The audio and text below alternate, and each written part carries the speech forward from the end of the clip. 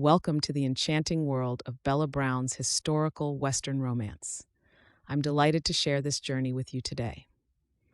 Before we ride into the story, if you enjoy these narrations, please consider subscribing to this channel. It's a small gesture that makes a big difference, and your support makes it possible to continue bringing these heartfelt tales to listeners everywhere, completely free of charge. Now find yourself a comfortable spot, close your eyes if you wish, and allow your imagination to travel back to the American frontier where adventure and romance await. This audiobook presentation features The Rancher's Sincere Bride by Bella Brown, all rights reserved. April 1881, Wolf's Summit, Montana Territory. Dear Mrs. Milton, I would like to thank you for your interest in the role of housekeeper at the Little Cove Ranch here in Wolf's Summit, Montana, and am more than happy to offer you the position. I was happy with our correspondence and your thorough answering of my many questions. It sounds as if your experience in your father's shop before you were married has stood you in good stead for life's demands. I myself am a widow and can empathize with the difficulties that you have faced since the passing of your husband. As I said in my first letter to you, your job role will consist of managing the main house, preparing meals, and seeing to the endless laundry that comes with running such a busy cattle ranch. You will have another maid to help you, and you should liaise with the cook in the bunkhouse, as you will be in charge of the household monies for purchasing food and supplies for the property. You and your daughter will have full use of the lodge here on the yard. It is small, but should be adequate for you both. I will endeavor to have it readied by the time you arrive, though. Since the demise of our last housekeeper, I'm afraid we are sorely understaffed for such a large property. I have enclosed a postal order to cover the travel fees, as per our agreement, to facilitate your journey here. If you can please forward me your travel arrangements once you have finalized them, and then I will arrange for one of our employees to meet your train. There will be a short buggy ride up to the ranch from the nearest town. I look forward to meeting you in person and to extending you and your daughter the warmest of welcomes here at Little Cove Ranch. Safe travels, and God bless Mrs. Lydia Pickart. Chapter 1, June 1881. You're so lucky, Mrs. Milton. Your daughter. Goodness, you'd hardly even know she was on the train. She's so quiet. I thought I might be driven quite mad when I saw you sit down with her as we were leaving Boston, but there's not even been a peep from her. The female passenger leaned forward to address the small child sitting next to her mother on the seat. Do you like the train, honey? Isn't it fascinating watching the scenery blur as it does? I've been quite mesmerized by it. Selina Milton leaned forward, wanting to shield her daughter from the other passengers' questions and to answer for her to ease the discomfort that Gracie's muted stare sometimes brought about in others. But the doctors had warned Selina not to answer for Gracie, that one day she might once again answer for herself. She ran a hand down her daughter's back as the child continued to stare through the glass, even as a sliver of pain sliced into her heart. Selina believed she'd be the happiest woman on earth if she'd have to ask her daughter to be quiet. I know I'm lucky and blessed to have the gift of a child. The other woman unconsciously put a hand to her abdomen, her voice becoming wistful as her gaze drifted out through the window of the train. I've always wanted children. In fact, that was one of the first things that I wrote about to Mr. Parsons, that he should be agreeable to a family, even right before he asked me to go to him or paid for my travel. I can't quite believe that I am going to marry a man I've not even met. The other maids thought I was quite mad when I bought the Matrimonial Times. It's certainly life-changing for you, Sally. Though, from what you've told me, he sounds like he will be a reliable and hard-working man. Sally's blue eyes sparkled with gratitude, her ruddy cheeks pinking up. Life-changing for us both, Mrs. Milton. Though I'm quite certain I wouldn't like to run a big house like how you describe. I think I've cleaned and changed enough beds to last me a lifetime. No, I shall be a wife, and God willing, a mother, and just be content with my lot in life. Selina held back her sigh, wondering if she'd been so naive when she'd been at the same age as the other woman. the innocence of youth before life had taught her that nothing should ever be taken for granted. Do you ever hope to find yourself another husband, Mrs. Milton? If that's not too forward a question to ask of a woman I've just met. It is a forward question, Sally, but what else are we to discuss during such a long and arduous journey? My mama always told me that I should think more before I open my mouth, but sometimes it takes my mind a while to catch my tongue up. Selina's lips twitched as her fingers stroked the downy soft hair that was plaited and fell down Gracie's back. Being a wife was everything I'd hoped it would be, Sally, she replied, her tone thoughtful. She didn't want to dull the shine on Sally's utter hope for her future in the strange lands. But I have no dream to marry again. I was lucky to find a job that would allow me to bring Gracie with me, and I hope to find some solace and contentment in Montana. Sally nodded, seemingly happy with her response, and they lapsed into silence once more. Outside the window, the flat, barren grasslands were climbing again. The horizon was framed with the endless green of fir and spruce trees, and through the hazy distance, she could see the murky, majestic peaks of mountains beginning to push up towards the sky. It was a far cry from the familiar city line of Boston, from the neatly lined streets and the orderly roads. She wondered, not for the first time, on the practicalities of taking a job on the other side of the country. It was away from family, from friends, from everything she knew, from her old life. And wasn't that part of the lure that had driven her to respond to the advert for the housekeeping role at Little Cove Ranch in a town she'd never heard of? Selina was tired of seeing reminders of Andrew, of the life that they'd shared wherever she looked. She was tired of seeing the looks of sympathy and hearing the pity from those who knew about what had happened. What will you do if the Pickarts are horrible employers? Could you imagine if they're tyrants? Sally sat up, eyes popping wide as her thoughts took off on a tangent.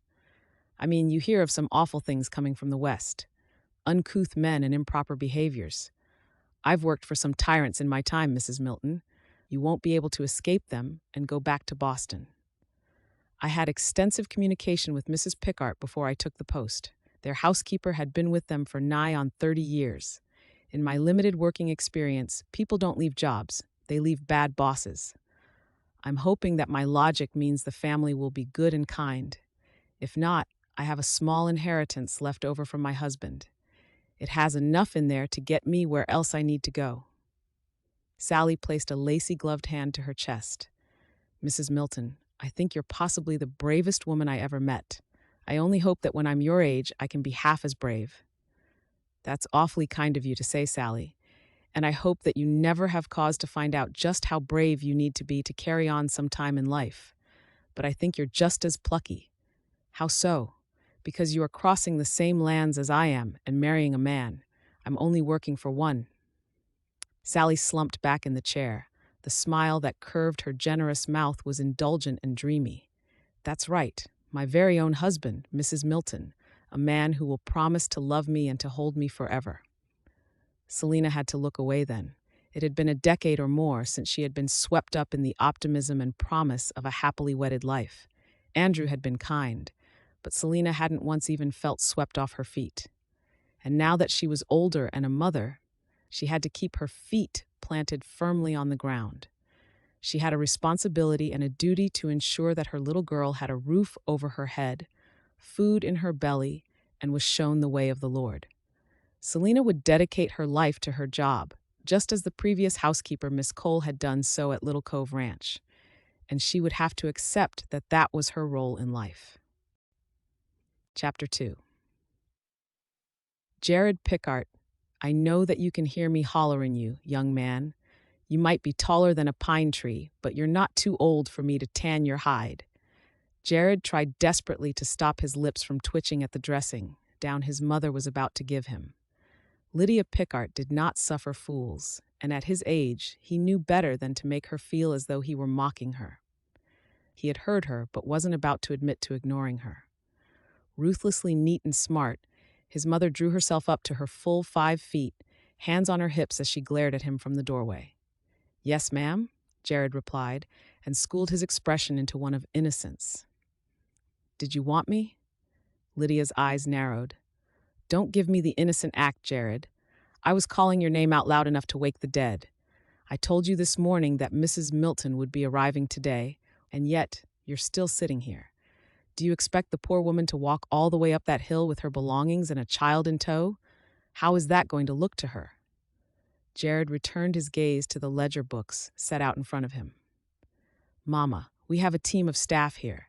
Someone else will have to go and meet her. This all needs my attention, and I can't stop right now.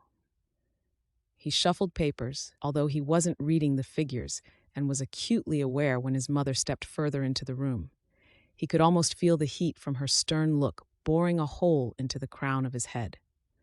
Jared, as my only child, you have had a lot of expectations laid at your feet. You come from a long line of ranchers who have developed this land from a single dwelling to the huge parcel of land we now call home. I'm aware that having that kind of legacy brings about its own complications, especially when you feel pressure to keep up with the reputation that such a place would demand off you. Your grandfather, my father, taught me that you're only as good as the staff that you surround yourself with. Now, standards have slipped since old Miss Cole passed away, but that doesn't mean that we can't keep up appearances. How would it appear to a stranger that the best ranch in the area sends a ranch hand to meet a poor widow with her child? Jared tried to ignore the little niggle of guilt that was eating away at him. Between staff dying or moving on to other places in the past year, the ranch had been struggling. In part, he had been happy to leave his mother to do the hiring of a new housekeeper. He tapped the edges of some papers on his desk to align them, which drew a heavy sigh from his mother. Jared, I know that you're still a little sore since the wedding. I know that you still hold a candle for the girl, but she made her choice. In my mind, she chose the wrong man, and she will live to regret it. However, hiding away in this office and nursing your broken heart like a wolf guarding a carcass isn't right or healthy. This time, Jared allowed his anger to show in his eyes. Hurt, fresh and hot, licked through him when he'd been extra careful to curate his thoughts about his ex-fiancée. Mama, I'm not in any way broken-hearted, nor do I appreciate being compared to a wild animal. Sarah was allowed to choose whom she married, and it wasn't me. I've accepted this, so please don't make me out to be some lovesick puppy. Well, I'm glad to hear that, son. Life goes on, and we don't know what is in God's plan for us. You just have to have faith that these things happen for a reason. However, she aimed a finger at him, whilst we're here on Earth, we still have to pick people up from the train station. Without waiting on any further argument, his mother spun on her heel and stalked from the room. Jared slumped back in his chair, a mix between frustration and admiration flooding him. His mother was a proud woman. His father had often muttered about her stubborn streak, and yet she'd never once let her commitment to the ranch waver. Nor had she even seemed to question why her husband had been taken away in the prime of his life during one of the harshest winters, leaving her to raise their only child single-handedly.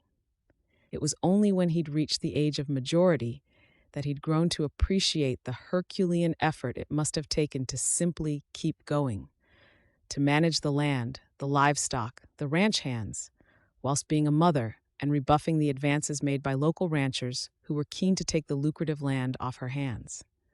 Knowing all of this still didn't stop him from smarting over Sarah breaking off his proposal in favor of another man. What was most irritating was that his mother had seen it, and he wondered briefly if any of his staff had noticed his absence. She was right, as usual. He had been hiding away in here, brooding and trying to ease the despondency of rejection.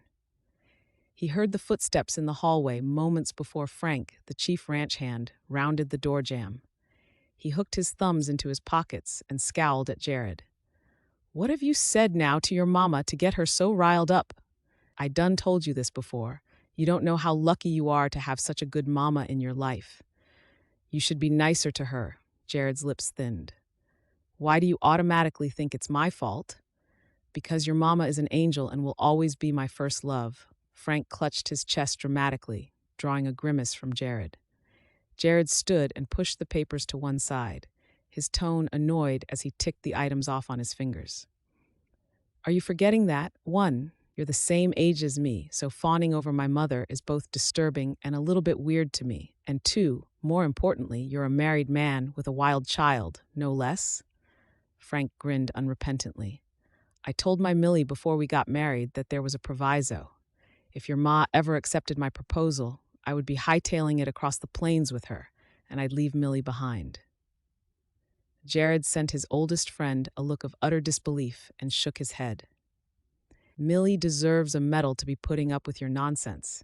Did you want anything? I was sent to make sure you weren't staring off into the distance and mooning over that harlot still. The buggy is set up and waiting for you, though why you couldn't harness your own horse is beyond me. Jared met the ranch hand in the doorway, deliberately using his superior height to lean over him, and thus ensuring that the other man had to crane his neck back in order to meet the austere gaze. I'm wondering myself why I put up with your cantankerous whining and don't kick your irritating backside into the middle of next week. Instead of being threatened, Frank's grin deepened, and he clapped Jared on the shoulder. Because I know too much about you, that's why. Now, whilst I'd love to sit about and chat about your delicious mother all day, some of us actually have work to do. Jared gave his friend's shoulder a shove as he followed him down the long hallway, and Frank's raucous laugh maddened him, probably as it was designed to do. Frank seemed to know how to needle Jared in the way that only a best friend would. The polished wooden flooring gleamed in the sunlight that shone through the glass partition in the door, and the fresh Montana air filled his lungs as Frank opened the back door. "Why can't you go and meet this housekeeper woman again?" Jared asked as he lifted his hat from the hook before joining Frank on the back deck. Frank turned and pushed back the wide brim of his hat to give Jared the full effect of his glower. "Why are you so adamant about not going to get her, Jared? Is it because it's in town and you might see a certain woman whose name your beautiful mama has forbidden to be mentioned in her presence?" Jared settled his hat on his head. "Of course not," he mumbled, his irritation that Frank had accurately guessed the reason for his reluctance burning him. "There's lots of paperwork to do." Frank wasn't convinced. "You'll have to see Sarah sooner or later, Jared. That poor Mrs. Milton has just traveled alone from Boston and with a young child. She's going to be exhausted, and it would be nice for her employer to collect her. It will give you a chance to meet her, seeing as Lydia was the one who found her and hired her. Your mother said this Selina sounds mighty nice, though I don't think for a minute any of us are expecting her to be a patch on old Miss Cole. Now, you go be a gentleman, pick her up and bring her here. You never know, she might be pretty as a picture." Jared thought about Miss Cole, with her weathered face, kind eyes, and ample hips, and couldn't picture a housekeeper looking any other way. Lydia watched the buggy disappear down the long driveway towards the road from the concealed spot behind the drapes at her bedroom window. She could see the way her son hung his head low between his shoulder blades as he steered the horse through the archway and out onto the main road, and knew that he was hurting. They never prepare you for what to do when your child gets heartbroken, do they?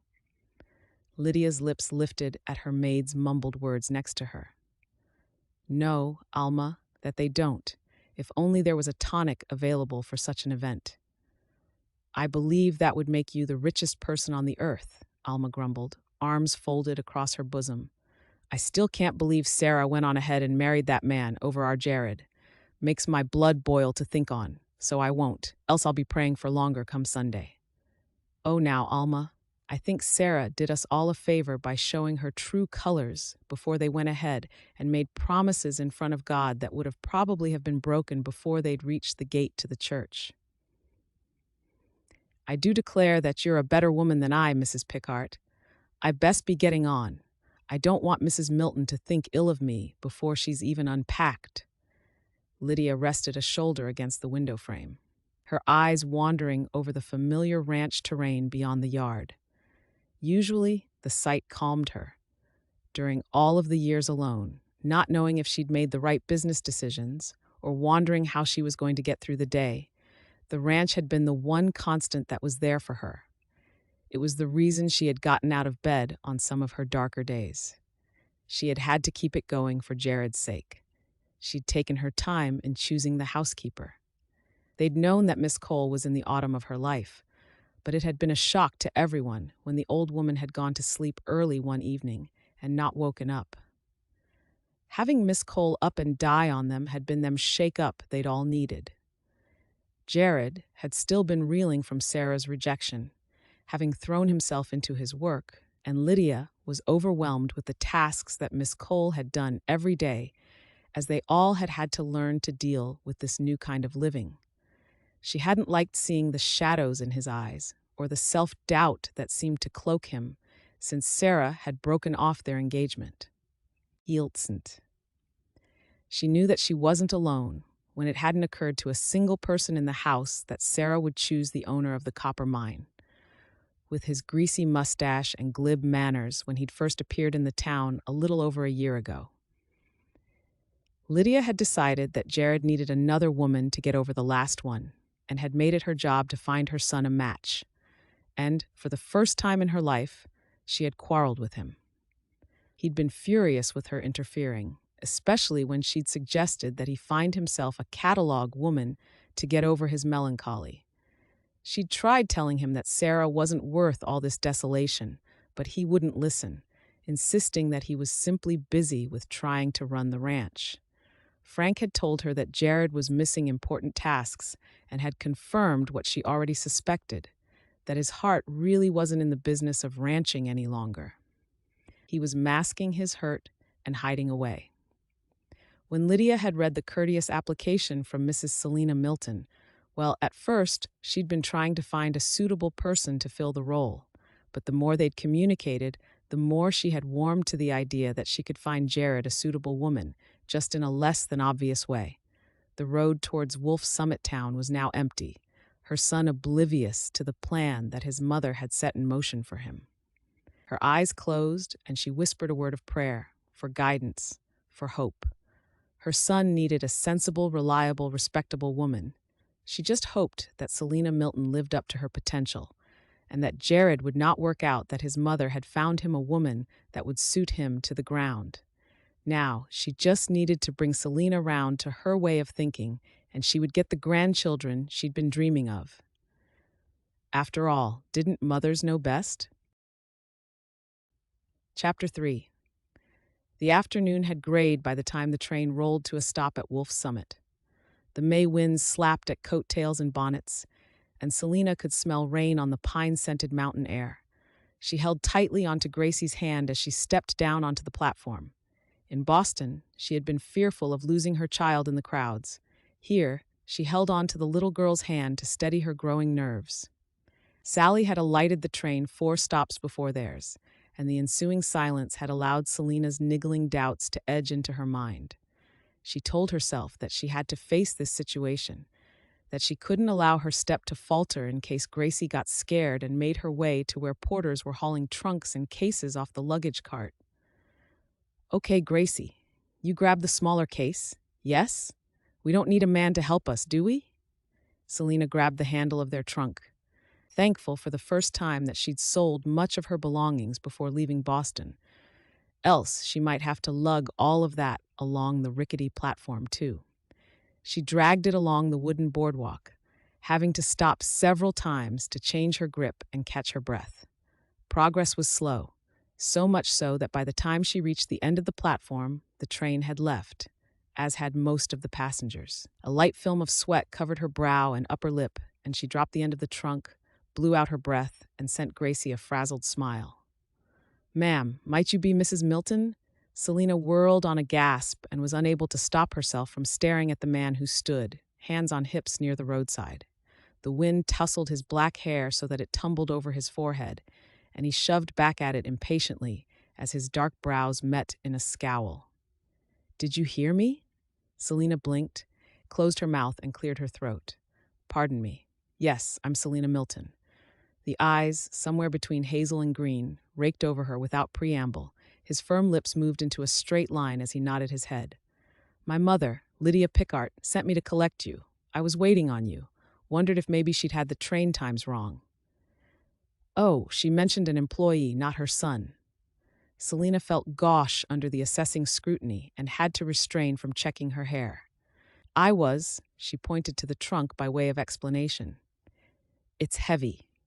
Her mind seemed to have a hard time grabbing hold of and stringing words into a sentence. He was to be her new employer. What must he think of her if she couldn't even think of a thing to say? There is usually someone around to carry these things for you, he said gruffly, stepping around her and picking up the box easily. My buggy is out this way, ma'am. I can come back for the smaller bags if you'd like to follow me. Selina watched him stride away, all lean legs and broad back, and her cheeks heated. What was wrong with her? She was normally so in control of herself. Gracie slid her small hand into her mother's, and the contact grounded her. Selina looked down into the trusting expression of her daughter, and she pulled in a steadying breath. Mama must be tired, Gracie. Come now, let me have your case, and I'll get the other one, and then we'll follow Mr. Pickart. Gracie squeezed her hand as Selina collected the bags up and followed her new boss across the dusty road. He met her partway, took the baggage from her, and stowed it in the back of a battered-looking wagon. When she met his gaze once more, her equilibrium had returned somewhat.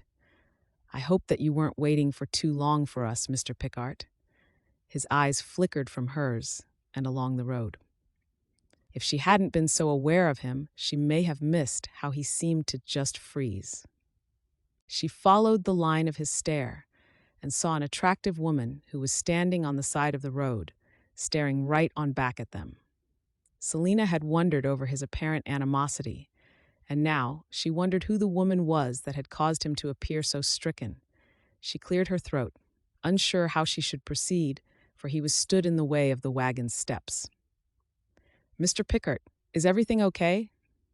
This isn't Boston, Mrs. Milton. No need to be so formal.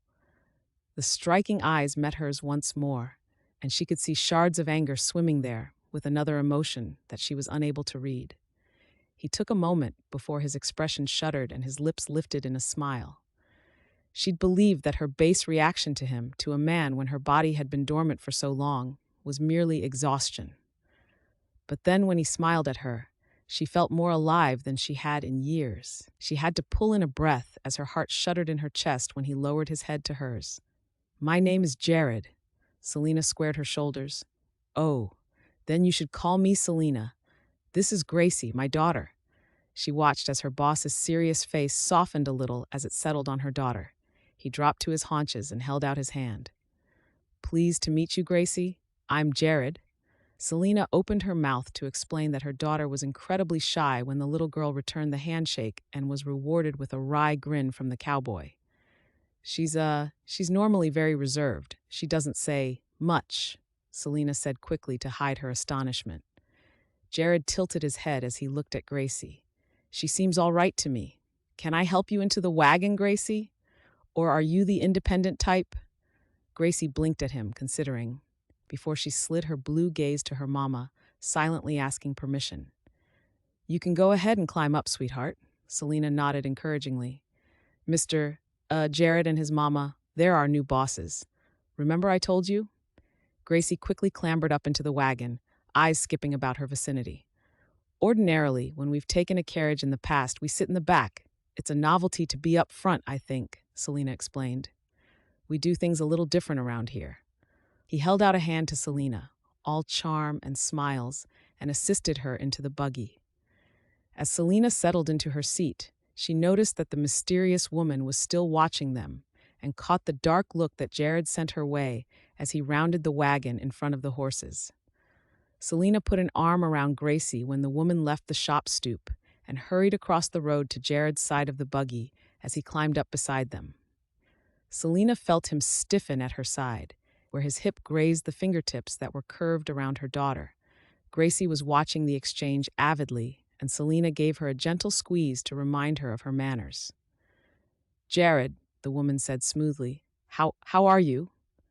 A muscle ticked along his jaw, and his tone was clipped once more. Fine. The woman's brow creased, and Selina heard her soft sigh. Jared collected the reins, but the woman quickly caught one of the bridles. You can't avoid me forever. We live in the same town. We're bound to run into each other. Jared stared straight ahead, elbows on his knees as the awkward silence stretched on. Selina Milton, she offered to the woman, wanting to ease the unease. I'm new in town. This is my daughter, Gracie.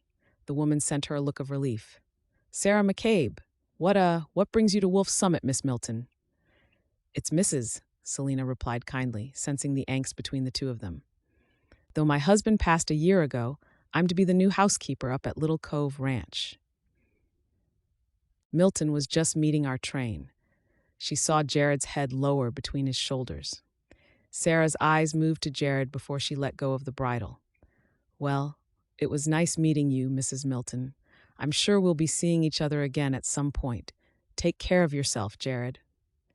As soon as Sarah stepped back, Jared flicked the reins and the buggy moved off. Selina looked back and lifted a hand to Sarah as they rounded the corner, and she disappeared out of sight. She straightened up in her seat and looked around what was to be their new home. Several people called out greetings to Jared, who acknowledged them with a jerk of his head. They made another couple of turns, and before long, the town buildings thinned out, dropping away. Ahead, a ribbon of road, the color of ochre, threaded its way through rolling fields. Grazing cattle and sheep dotted the lands, and simple dwellings hid along the tree line that bordered the fields of grass. Selina glanced at her boss, unnerved by her reaction to him earlier, but her need to ease the obvious discomfort of those around her pushed her to speak. The lady seemed nice. Is she a friend? Jared's lips thinned, a dark tinge blooming in his cheeks. Of sorts. He looked at her when she didn't reply. We were engaged to be married. I suppose the more romantic type would call us childhood sweethearts. She changed her mind, married another. Suddenly, his preoccupation and quick changes in temperament made sense. He'd been trying to act indifferently in front of Sarah, almost flirting with Selina to preserve dignity. He didn't want, nor did he need pity. Gracie's father and I were childhood sweethearts. We were one of the lucky ones. We were a good match. I can't imagine being married to someone who didn't want to be with me. Jared laughed self-consciously. Hardly the best introduction to your new life, is it? I apologize if I made you uncomfortable back there. You must think me a fool. I haven't seen her since she broke things off. I'll get used to seeing her. He tacked on quietly. I'm sure you've heard all of the platitudes about how it's better that you found that out sooner than later. Goodness knows I could write a book on them myself. People just want to try and help, when sometimes it can be better not to say anything at all and simply allow the person to grieve and work things out for themselves. He dragged a hand down his face. It appears you know me better than I know myself, when we're barely acquainted. His laugh was contrite. This is our ranch, over there on the left. Wide open pastures were spotted with livestock, and in the distance, Selina saw an impressive brick house, butting up against the green forest. Windows winked in the lowering sunlight, and smoke curled out of the chimney on one side. An outcrop of buildings was arranged around a large, dusty brown yard, with a fenced corral and a long, low cabin behind it. A barn with a terracotta apex roof and tall double doors were also visible. Selina was drawn to the sight of her new home, and she almost forgot about his discomfiture, though his next comment brought it right back to the forefront of her mind. Do you think that maybe we could keep what happened in town to ourselves? My mother would be most disappointed in my behavior. He turned the wagon in through a high wooden arch that spanned the gates to the long driveway, the wheels crunching over the sandy gravel between two fence lines. Horses trotted up to the fence on either side of them, neighing as their tails flowed out behind them. Selina smiled at him, understanding. Tell her about what? And you, Gracie? Can you keep my secret from me too? Gracie was sitting up, her attention wholly on the horses as they cantered about in the field. Selina ran a hand over her head. Her sigh was resigned. She hated talking about Gracie as if she wasn't there and knew that he would find out sooner or later, but couldn't quite bring herself to have him treat her daughter as if there was something chronically wrong with her just yet. Oh, I'm sure she'll keep your secret just fine. Chapter 4. The fire crackled in the small hearth, and Selina stared at the flames, mesmerized by the dancing, leaping lights. Dusk had long since fallen, and peculiar noises punctured the night occasionally. Gracie was fast asleep in the small cot upstairs, exhausted by her journey and the excitement of seeing the animals that she was now surrounded with. Selina nursed a cup of hot cocoa, too wired with her thoughts to sleep, when she knew that tomorrow was her first official day as the housekeeper of Little Cove Ranch. Her lodge was simple and charmingly rustic, and as Lydia had claimed in her letters, it was the perfect size for the two of them. It was a log cabin, made from the trees that had been cleared to make way for the barns and buildings as the farm had expanded over time. Lydia had given a whistle-stop tour of the place before leading her to the cabin, with a promise to introduce her to everyone properly in the morning after she'd eaten and rested. With one large room on the ground floor that held a seating area around the fireplace, a table and chairs with a stove with a sink in a kitchen area, and then two smaller rooms on the second floor, it was a far cry from the grand house that she'd lived in with her husband. However, the smaller size meant that it would be much easier to keep clean, and that could only be a good thing, as the ranch was much larger than she could have imagined. Tonight, she worried that she'd bitten off more than she could chew in taking the role. She set down her empty cup on the tiny wooden table next to the leather armchair and glanced around. Her new house. Just hers. The plain wooden walls needed a good dusting. Cobwebs were in the corners, and she wanted to move the sideboard to the opposite side of the room. Then, she could put a vase on the lace doily that she'd fetched with her and fill it with flowers that she'd seen blooming in the gardens around the main house, and they'd catch the light from the wide window during the day. She could hang some of her embroidery work on the walls, maybe make some more with Gracie, and she made a mental note to ask if there were any local women groups. She realized that she wanted to make friends, build a life here. She took the gas lamp as fatigue began to pull on her limbs, and she slowly climbed the stairs.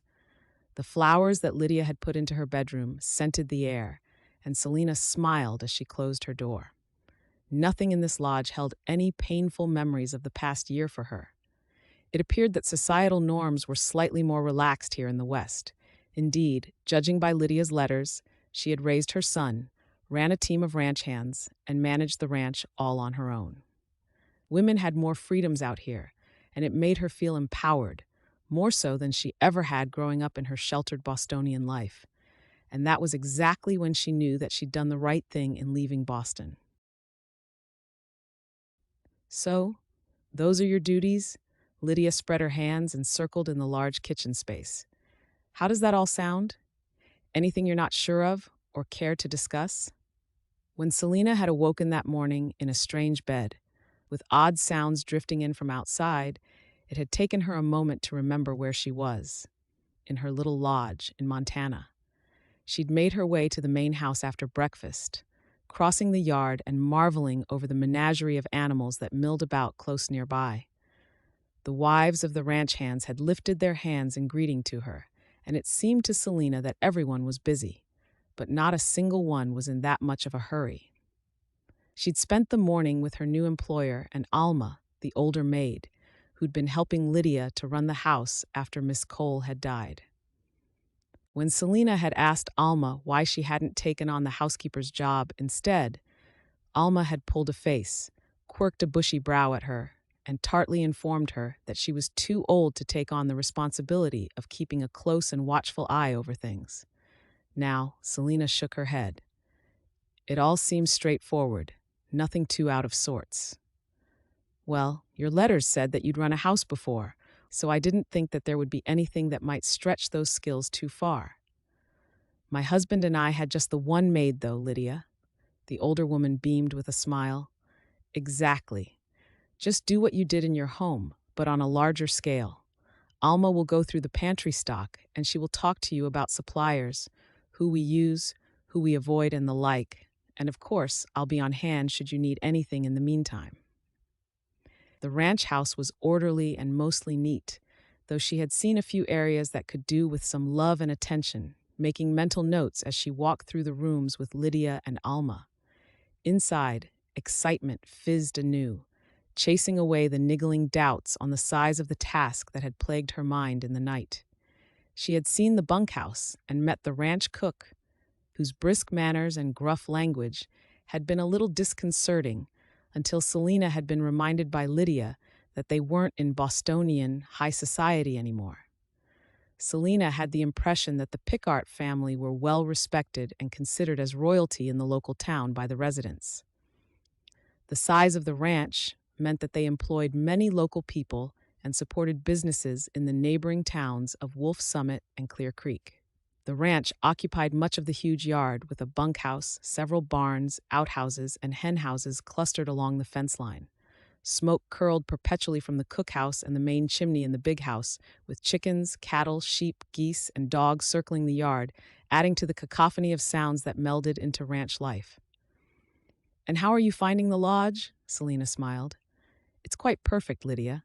Adequate in size and quiet, too."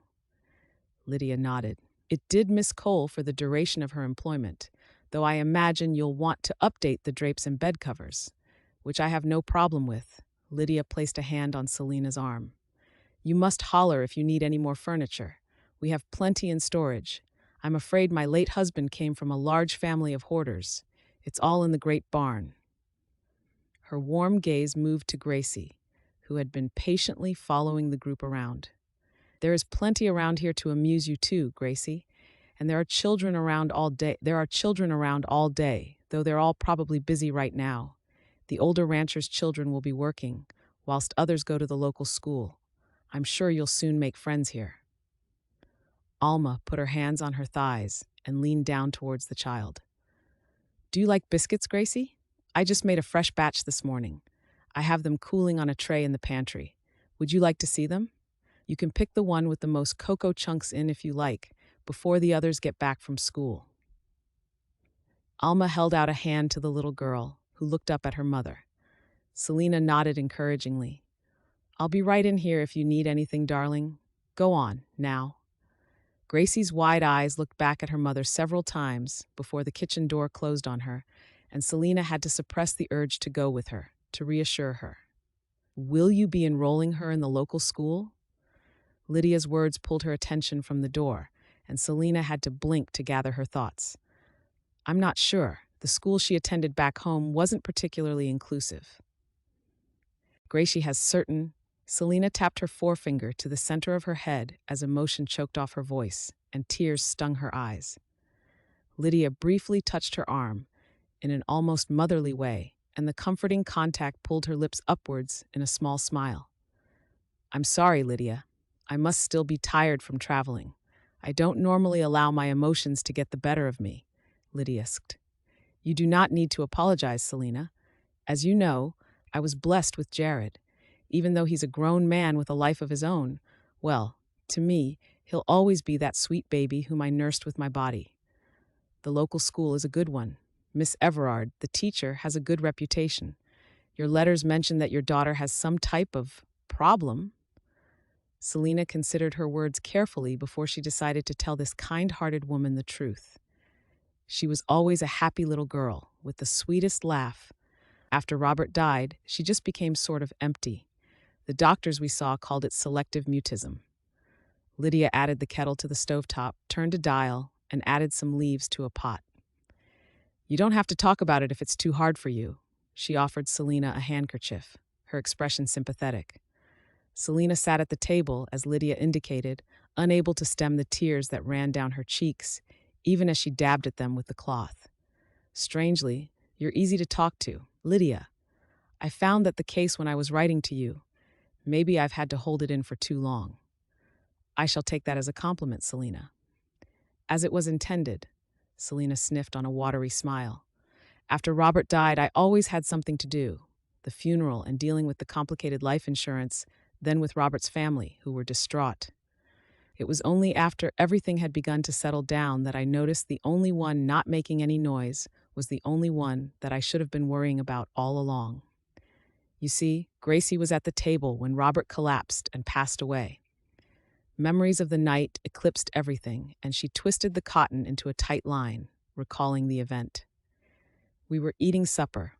One minute, he was laughing. Then he was motionless on the floor. I tried to revive him. Gracie saw everything. I should have sent her from the room, but I was focused only on trying to help Robert. I must have been screaming hysterically as the maid came running in, and then she was screaming. I'm not sure that I'll ever forgive myself for doing that. I feel so guilty. She wasn't sure where the admission had come from. She laughed mirthlessly. Sorry, Lydia, you don't need to hear all of this. I should be presenting you with a formidable, capable housekeeper, not a woman who has been trying in vain to keep her life together for the past year. Lydia set 2 steaming cups of tea on the table in front of them and pulled out a chair for herself. Selina, know this. I had many applicants for the job. Would you like to know why I chose yours, out of all of the letters that I read? She sat down opposite her golden eyes keenly aware, and she waited until Selina nodded. Because you didn't prevaricate or embellish yourself. You were honest in your skill set, in your limitations. I had a friendship with Miss Cole, one that I miss every day. Now, I'm not saying that we will enjoy the same kind of connection, but I like to know who is in my employ. My father, and his father before that, always said that you're only as good as the team around you. So I have an ear and a spare half hour. Talk to me. I think she might be the prettiest thing in all of the territory.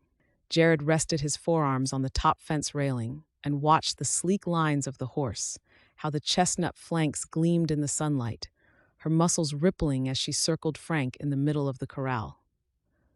What's her story? How long has she been widowed? Jared had been about to agree with the first comment, but when he looked at the young ranch hand in confusion and saw that Luke was watching the attractive new housekeeper and not the filly being put through her paces, he understood. The comment inexplicably bothered him. Do you think that maybe you could just focus on your work? Anyway, I thought you were courting the seamstress over in Clear Creek. What was her name? Luke grinned at his boss, removing his hat to run his hands through his hair. Now, Jared, can I help it if I have blood in my veins and eyes in my head? Besides, why would God make women so beautiful to look at if we weren't to kiss a few before we settled down? Jared shook his head. You're incorrigible, Luke, and one of these days you'll get your heart stomped in the ground and it'll be your fault.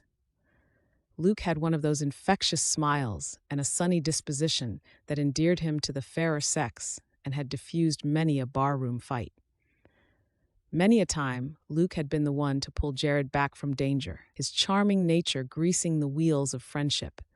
It also made Luke a hit with the ladies. And, until that day arrives, I will make a point of getting to know our new staff addition. Jared had seen her around the property in the last few days. She smiled and said hello, but had remained aloof. In truth, he'd been glad of it. He'd made a fool of himself, trying to act unconcerned in front of Sarah, and Selina had seen right through his poor flirting attempts. Luke had the truth of it. Selina was attractive and efficient and organized, all attributes his mother had been raving about in the week since she'd arrived. Maybe she has some experience in life and will see through your poor attempts to woo her, Jared murmured. He wasn't sure why, but he didn't like thinking about Luke stepping out with her. Luke shrugged. I've never failed yet, Jared. Women can't resist me. I don't know what it is. I think this one might be a little bit different. Luke's eyes turned speculative, a teasing light shining. Unless you were thinking you might like this one for yourself. Jared's knuckles turned white on the fence. I've no idea how women find you charming when you're so insulting. Luke laughed, his tone teasing. Jared Pickart, is that a blush I see upon your cheek? It is not. I just don't want to lose a housekeeper that my mother took so long to find to your womanizing ways before she's properly unpacked, so you stay away from her. Undaunted, Luke bumped his shoulder to Jared's and called out to Frank. You hear this, Frank? Jared is in love with the new housekeeper. Will you shut up? Jared hissed out. I wouldn't be interested in the widow, in any widow, and certainly not one in my employ. The pointed throat clearing had both men whirling, and Jared knew by the dark expression on her face that she'd heard every word they'd said. Mr. Pickart, she announced primly, your mother would like to speak to you. She's in the drawing room. She spun on a heel, all straight-backed and haughty demeanor, as she stalked back towards the house. Jared dug his fingers into his eye sockets as acute mortification filled him. When his hands fell away, she was almost to the back decking. He socked a chuckling Luke in the shoulder for good measure before he followed her. Chapter 5. Selina? He called out to her and found himself chasing her in through the back door of the ranch house, through the kitchen, before he grabbed her in the hallway and made her face him. Her expression was remote, professional, instead of the affable one she'd shown him before. I didn't mean for. Please, Jared. She pushed his hand away from her. What you talk about with your ranch hands is not my concern. Your mother is waiting. If you'll excuse me, I have work to do. She walked off, leaving him red-faced and feeling like a complete fool. He swallowed his sigh. He wasn't sure why her feelings mattered so much to him. After all, he was her boss, nothing more. But his embarrassment over being caught speaking about her like that was sitting like a heavy gruel in his gut. He wasn't interested in women, any woman right now, but her shuttered expression troubled him. He found his mother sitting at her roll-top desk, with the windows thrown open to the bright, sunny day outside. Papers spread out in front of her, with pen and ink ready to write. She glanced up, a smile blooming on her face when she saw him. Jared, how are you? Selina said you were looking for me? She waved him in. Yes. Now that I have some help around here, we can start to get back to normal. I have started planning our summer ball, and, oh, Mama, I told you, I have no interest in attending these events. Lydia sat up straight and arched a thin brow. Did I say that you were invited? I was going to ask you to liaise with Selina, as I'll need some furniture moving into the big barn, setting up trestle tables and the like. Can you let her have a couple of the ranch hands to help when she needs it? Oh, yes, oh. Her golden eyes sharpened on him. Why are you looking so guilty? What have you done? Jared wondered if his mother had a built-in beacon when it came to his emotions. That's exhaustion, not guilt. I was out late last night, pulling yearling out of a gorge. Will that be everything? Lydia pursed her lips as she considered him. What do you think of Selina? He folded his arms, shrugged in the hopes of deflecting the question. He'd tried to keep his thoughts from drifting to the housekeeper or from looking for her when he was around the ranch. I've barely spoken to the woman, other than when I was coerced into collecting her. Why do you ask? Lydia linked her fingers across her abdomen as she leaned back in her chair. She and I had a heart-to-heart the other day. She's a very astute woman who's been through a lot in the past year or so. Her husband died right in front of her and the child hasn't spoken since that night. It sounded like she had a good marriage to a kind man, if not a passionate one. She left Boston to escape memories and to try and get a fresh start for herself and that beautiful daughter of hers. I'm telling you all of this because I'm just concerned that she might be a target for some of the more amorous ranch hands when she's had quite a sheltered upbringing. She could be vulnerable to such antics. Too easily, he recalled the disparaging look Selina had given him in the hallway. I think that she can hold her own. I hope so. Alma said that the cook had overheard some of the men talking about her. I don't need a failed love affair chasing off my housekeeper, so you tell those men to keep their eyes on the ground whenever she's near them. I'm hardly their keeper, Mother. I mean it, Jared. We need to look after her. She's been through so much already. If any of them so much as touch her, I will hold you responsible. Annoyance tripped through him. You sent. Do you think that maybe this is a conversation to be having with Selina? After all, she's a grown woman with a voice in her head. If she wants to be courted by someone here, then she can.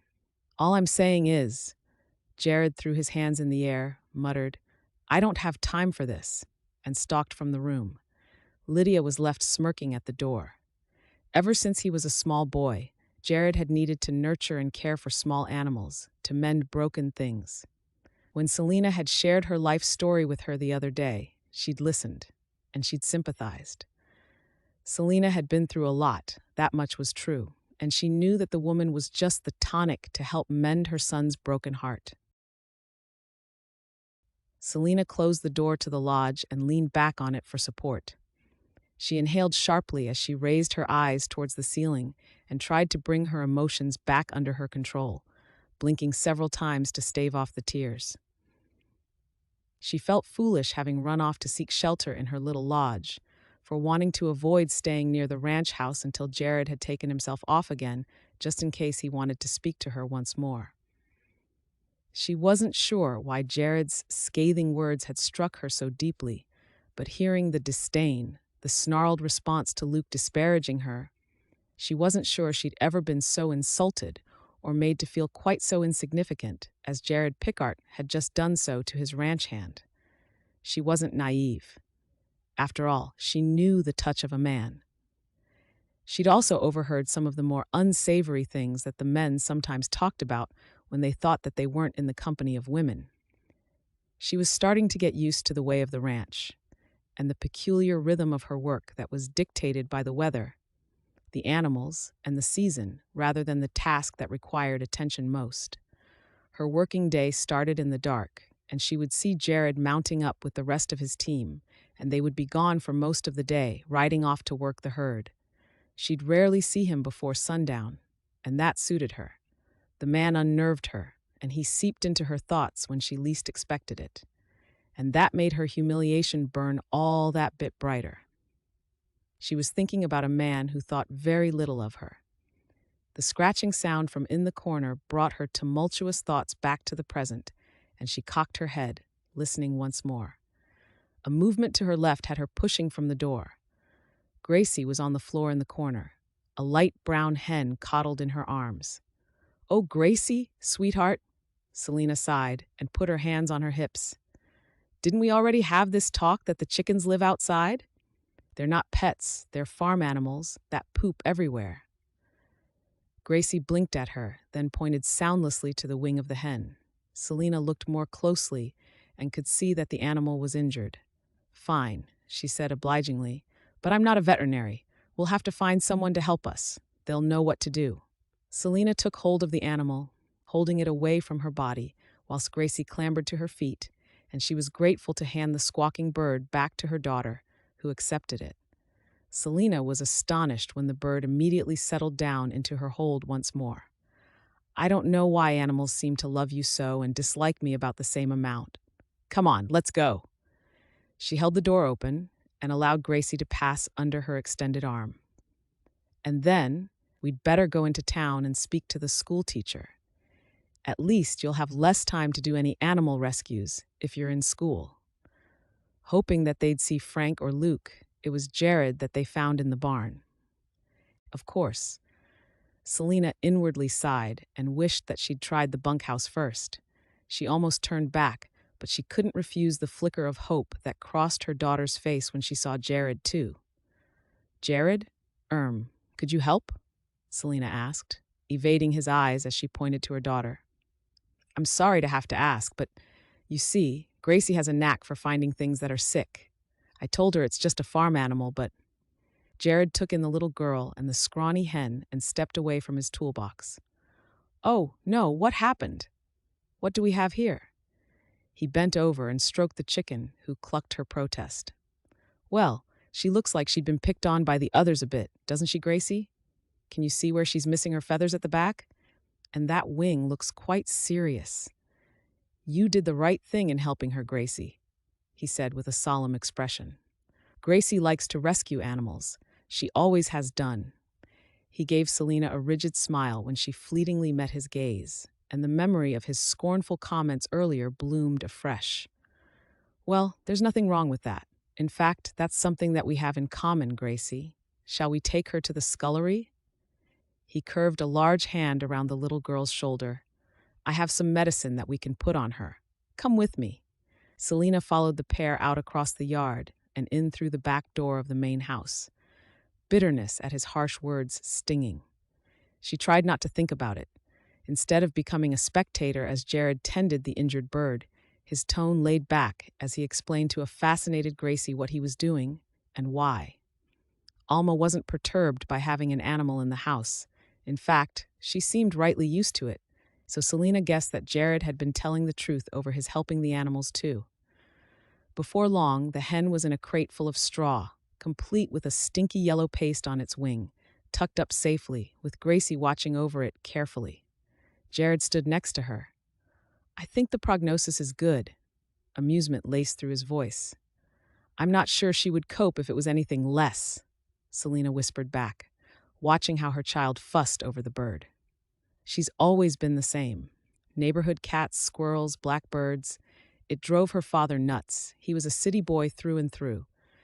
Hated anything with more legs than he had," she chuckled, her expression soft with memories, pressed her fingertips to her lips as the onslaught of memories hit her. "What's the matter?" Jared asked her, following her as she stepped away from the crate and the bird with the staring eyes.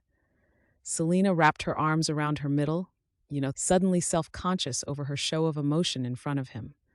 Ever since she'd arrived, she had been bewildered by the gamut of feelings that kept on coming. His gentle regard nearly undid her, and she shrugged. "I think it just feels strange to laugh about him. I wasn't sure I ever would be able to again." She lifted her startled gaze to meet his. "Sorry, I don't know where that came from." "Don't apologize. Mama told me a little bit about him. I think talking to her the other day was almost cathartic, and was a result of bottling things up for so long, though I almost wish that she hadn't shared anything." She shook her head in disbelief. "Not with you, anyway. Especially after I now know how you feel about me." "It wasn't anything pertinent," he tried to explain, but she sidestepped his hand that moved to touch her. "I wanted to apologize to you for what you overheard earlier. If it's what you said to Luke, then it really isn't any of my business, except to say that I didn't mean to eavesdrop, though I'm sure they would have heard you over in the township. You were that loud. It seems that every time I interact with you, I am destined to put my foot in my mouth," he protested on an exasperated sigh. He scratched a thumbnail in his brow as he glanced over his shoulder to check that they weren't being listened to by Gracie, and he lowered his voice. "My words were a reaction to Luke teasing me about Sarah. That's all. It was nothing personal. The truth is, I don't need a relationship with any woman. My mother tried to interfere in my life not long after Sarah had ended things, and the boys always seemed to tease me mercilessly about the whole situation at any given opportunity. Normally, the jibes don't trouble me, but today, I let them get the better of me. I am the proud rancher who can't hold on to a woman." His mouth twisted as he shoved his hands deep into his pockets. Selina looked at him, wanting to comfort him, even though his words stung her like salt in a fresh cut. He must have loved Sarah McCabe very much. While she'd loved Robert, it had always been comfortable, not an all-out blazing love affair that she had often thought about as a young woman. As she'd waited for those feelings for Robert to come alive inside her. There was nothing wrong with the marriage that they had had. What she'd had with Robert had been easy, reliable, which was more than some women had in their lifetime. When she'd been talking to Lydia about him in the kitchen the other day, about their life, she'd realized that their marriage had always been a constant in the background. Growing up, Selina and Robert's families had been good friends, and she had always known that they would eventually marry. She'd never been courted by another man, and the year that she'd reached her majority, Robert had moved into the house that their parents had bought for them. He'd been the anchor in her life when her parents had passed away in quick succession. He'd been her friend, the best of friends. But he'd never made her tingle, not like Jared had the first time she'd clapped eyes on him. Robert had been like a nice pair of slippers, relaxing and easygoing. It was the loss of that unbroken friendship that she was missing, and that only served to remind her that she would never be the object of that kind of all-encompassing love affair where you couldn't get enough of that other person.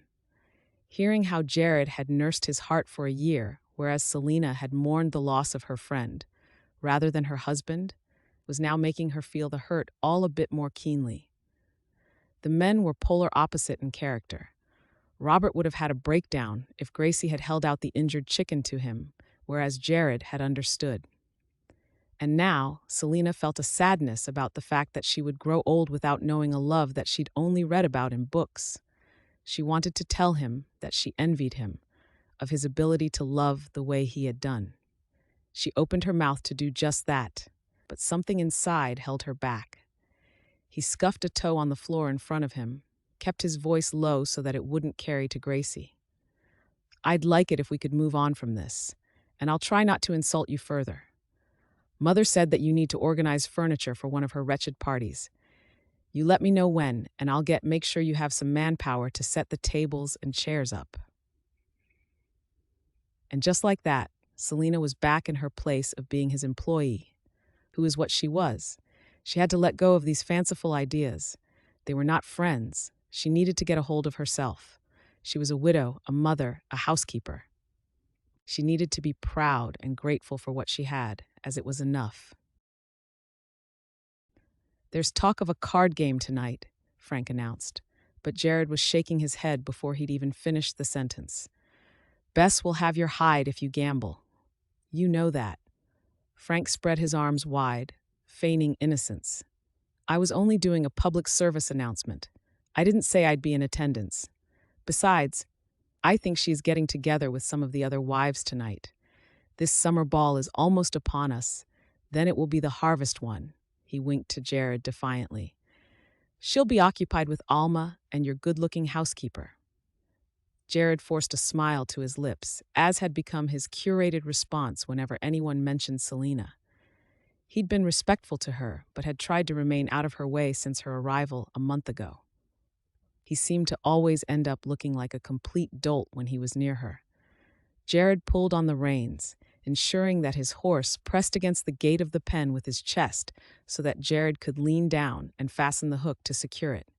Sweat beaded on his forehead, and he yanked off his hat, swiping at the moisture with his bandana before tucking the rag back in his pocket.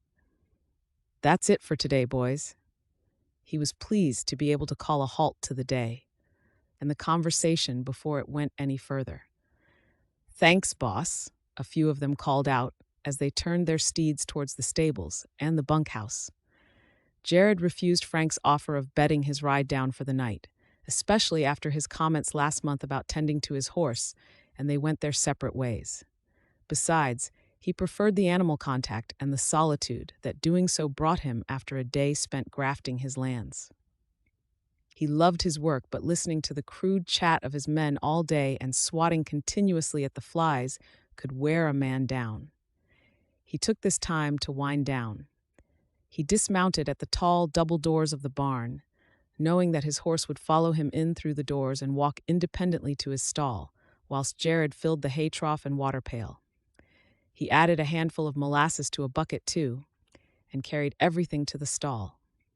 As his horse crunched on his supper, Jared undid the cinch, took off the saddle, and brushed the dried sweat from his coat, content in the dust and chaff tickling his nose and the sweet smell of horse.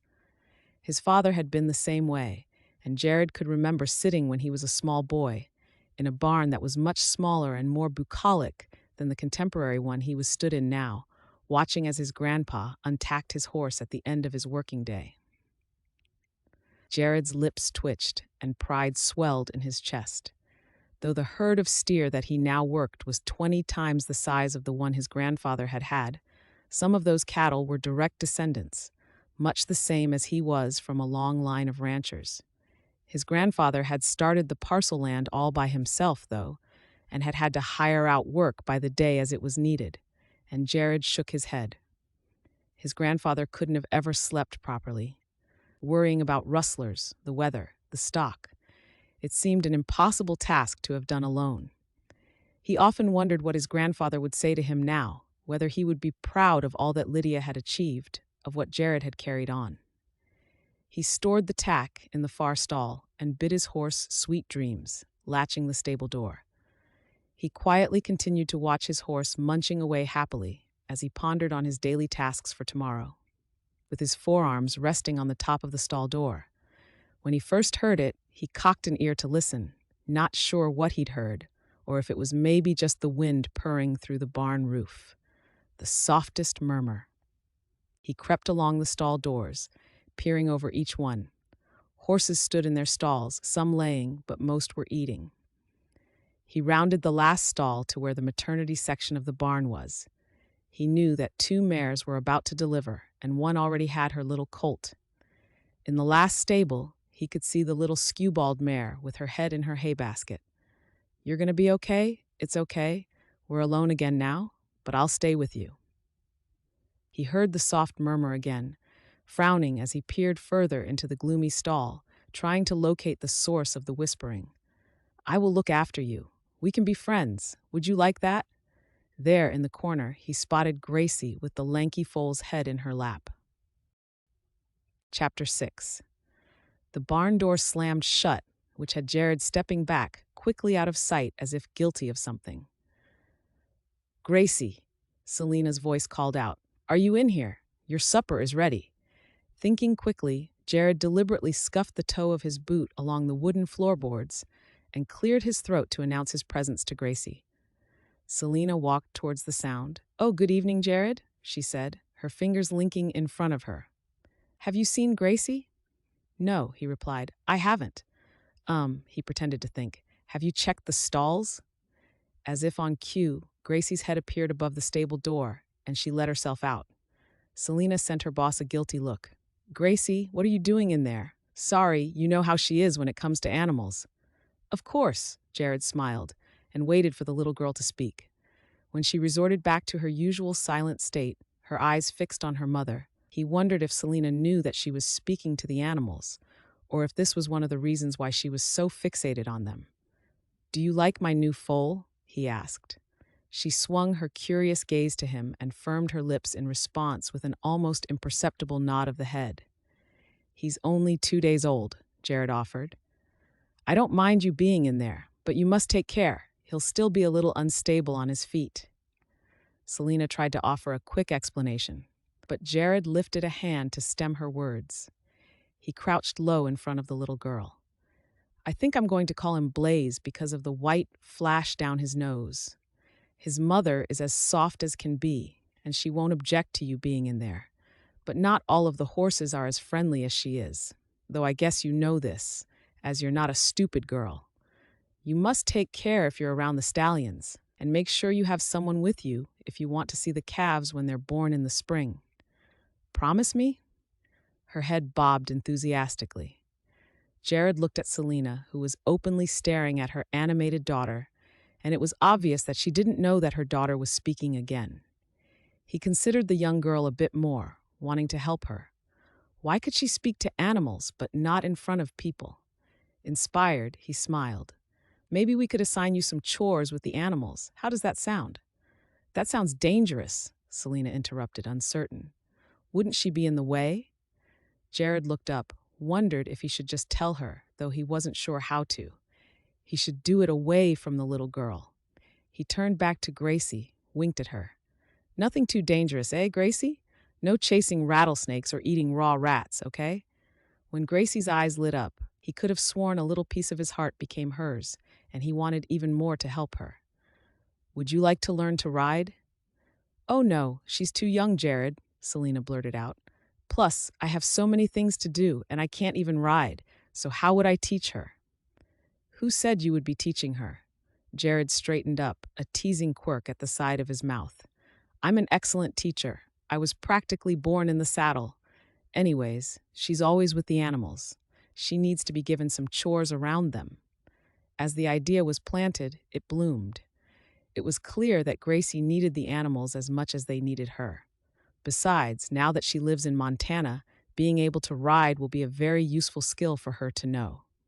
He glanced down at the smiling little girl. "What do you say, Gracie?"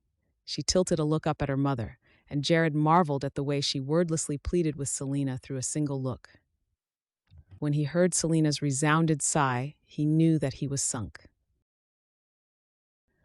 "When you feed a horse, open your palm and keep it flat, like this."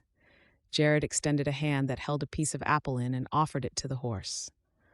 "Horses can't tell the difference between fingers and fruit, and their jaws are incredibly strong." Selina stood at the stall door, gnawing on the inside of her lip to keep from cautioning them both of potential dangers. It had only been a week since Jared had offered Gracie more responsibilities around the animals, and it seemed she had spent that week in a perpetual state of fear. She'd been warned by Jared that if she kept up her commentary of grave warnings, he'd ban her from the stables altogether. Gracie proffered the slice to the horse and grinned when she was rewarded with green goop smeared across her palm, where the horse gently nibbled it from her. "Oh, she slimed you." Jared chuckled and pulled out a rag from his pocket and offered it to Gracie, then shrugged when the little girl simply wiped her hand on her dress and then stroked the horse. "Well, that works too," he chuckled and pressed the cloth back into his pocket. He joined Selina by the door, nudging her back so that he could step out and put the lock back on. "She can't stay in there alone," Selina whispered, panic clawing at her throat. Jared put a hand covering the lock to stop her from opening it again. "Will you have some faith in her?" His quiet tone was forthright. "She has a way with animals. Maybe it's because she doesn't speak, or maybe it's because of her mannerisms. She's almost intuitive when it comes to them." Selina propped her chin on her forearm that was on the stable door to watch her child, wishing that she could stop herself from thinking the worst. "She's all that I have left," she replied softly, avoiding his intense stare. "I know," came the low reply, "but she needs to find some things out for herself. You can't protect her all the time. Here, come and help me fetch some water from the water butt. Gracie can do most things, but she needs to build some muscle for this job. She'll be okay for a moment." Alarm rippled through her. He was right. One day, Gracie would be grown, a woman, maybe with a husband and a family all of her own. Resigned? She followed him down the middle of the barn, past the stall doors, as the sweet smelling of Timothy hay and animals tickled her senses. He held the door for her, and she stepped outside. "I thought I was more rural than Robert, but maybe I'm more city than I thought." "You seem to be doing okay so far. How long have you been here now?" He opened the tap on the large barrel, nudged a bucket underneath the flow of rainwater that poured out. "Just over 6 weeks now." "Seems longer almost. Is that a good thing?" Selina's lips lifted. "Yes, I suppose it is. I know my mother is grateful you're here. She speaks highly of you." "That's kind of you to say. Everyone here has been so amazing in helping us settle in, especially with Gracie. Not one person has treated her as though she's stupid. It's as though people just accept that's how she is and then they work with her instead of mocking her." "You didn't have that in Boston?" he asked, and she could feel his eyes searching her face. She ducked against the probing look, perturbed by the effect he always seemed to have on her. Instead, Selina lifted the bucket that was by his feet. He did the same, and she went back into the barn, setting the bucket into a stall for the horses. Jared quickly checked on Gracie before he collected more buckets and nodded back towards the door. Selina followed him back outside, set her empty buckets next to his, and she knew that he was waiting on her to answer. Robert was a good man. He was a good husband, but I don't think that he would have accepted Gracie as she is now. He was practical, a no-nonsense type. Her smile was rueful. "I'm sure that you don't need to hear this, Jared. You've been so kind to Gracie. I'm not sure why I am speaking to you so candidly." "I have nothing else to do right now, Selina. I'm glad that we can speak so freely, especially after our rocky start." She wasn't sure why she felt the need to explain things to him, but he nodded encouragingly. "Robert wasn't the romantic type. We were good friends, but there was also nothing about him that was mysterious. I knew where I stood."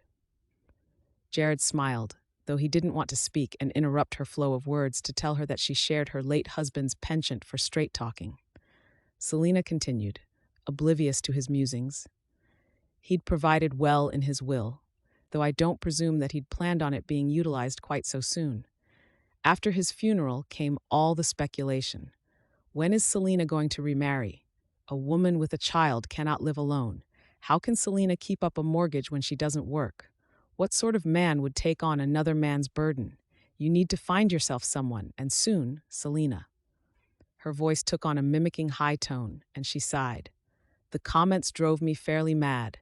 I don't think that I've ever quite been the subject of that much speculation, nor would I care for it ever again." I tried to ignore them. After all, my focus was on Gracie. I sold the house, settled the outstanding mortgage, much to the horror of my friends. I have some money set aside for her for when she's older. I enjoyed my time working in my father's shop, and I thought that maybe I could be useful elsewhere. so that's why I thought I'd look for a job. I'm sure that my mother would agree that you're most valuable around here. It helped that his focus was on filling the pails and not looking at her. We came here to heal, to try and forget the constant reminders that seemed to be everywhere I went in Boston. All this lovely open space has been fabulous for us both. And he simply watched her, wanting her to speak to him, wanting her to share things with him. He enjoyed her open frankness, and her sincerity was refreshing. I came here to escape, though I think I needed it more than she did. Her eyes drifted to the barn, to where Gracie was. Back home, after, her voice dropped to a whisper. You asked if we had support in Boston. Predominantly, after Gracie stopped speaking, she was treated as though she was stupid, or she was just ignored. Jared was looking at her strangely.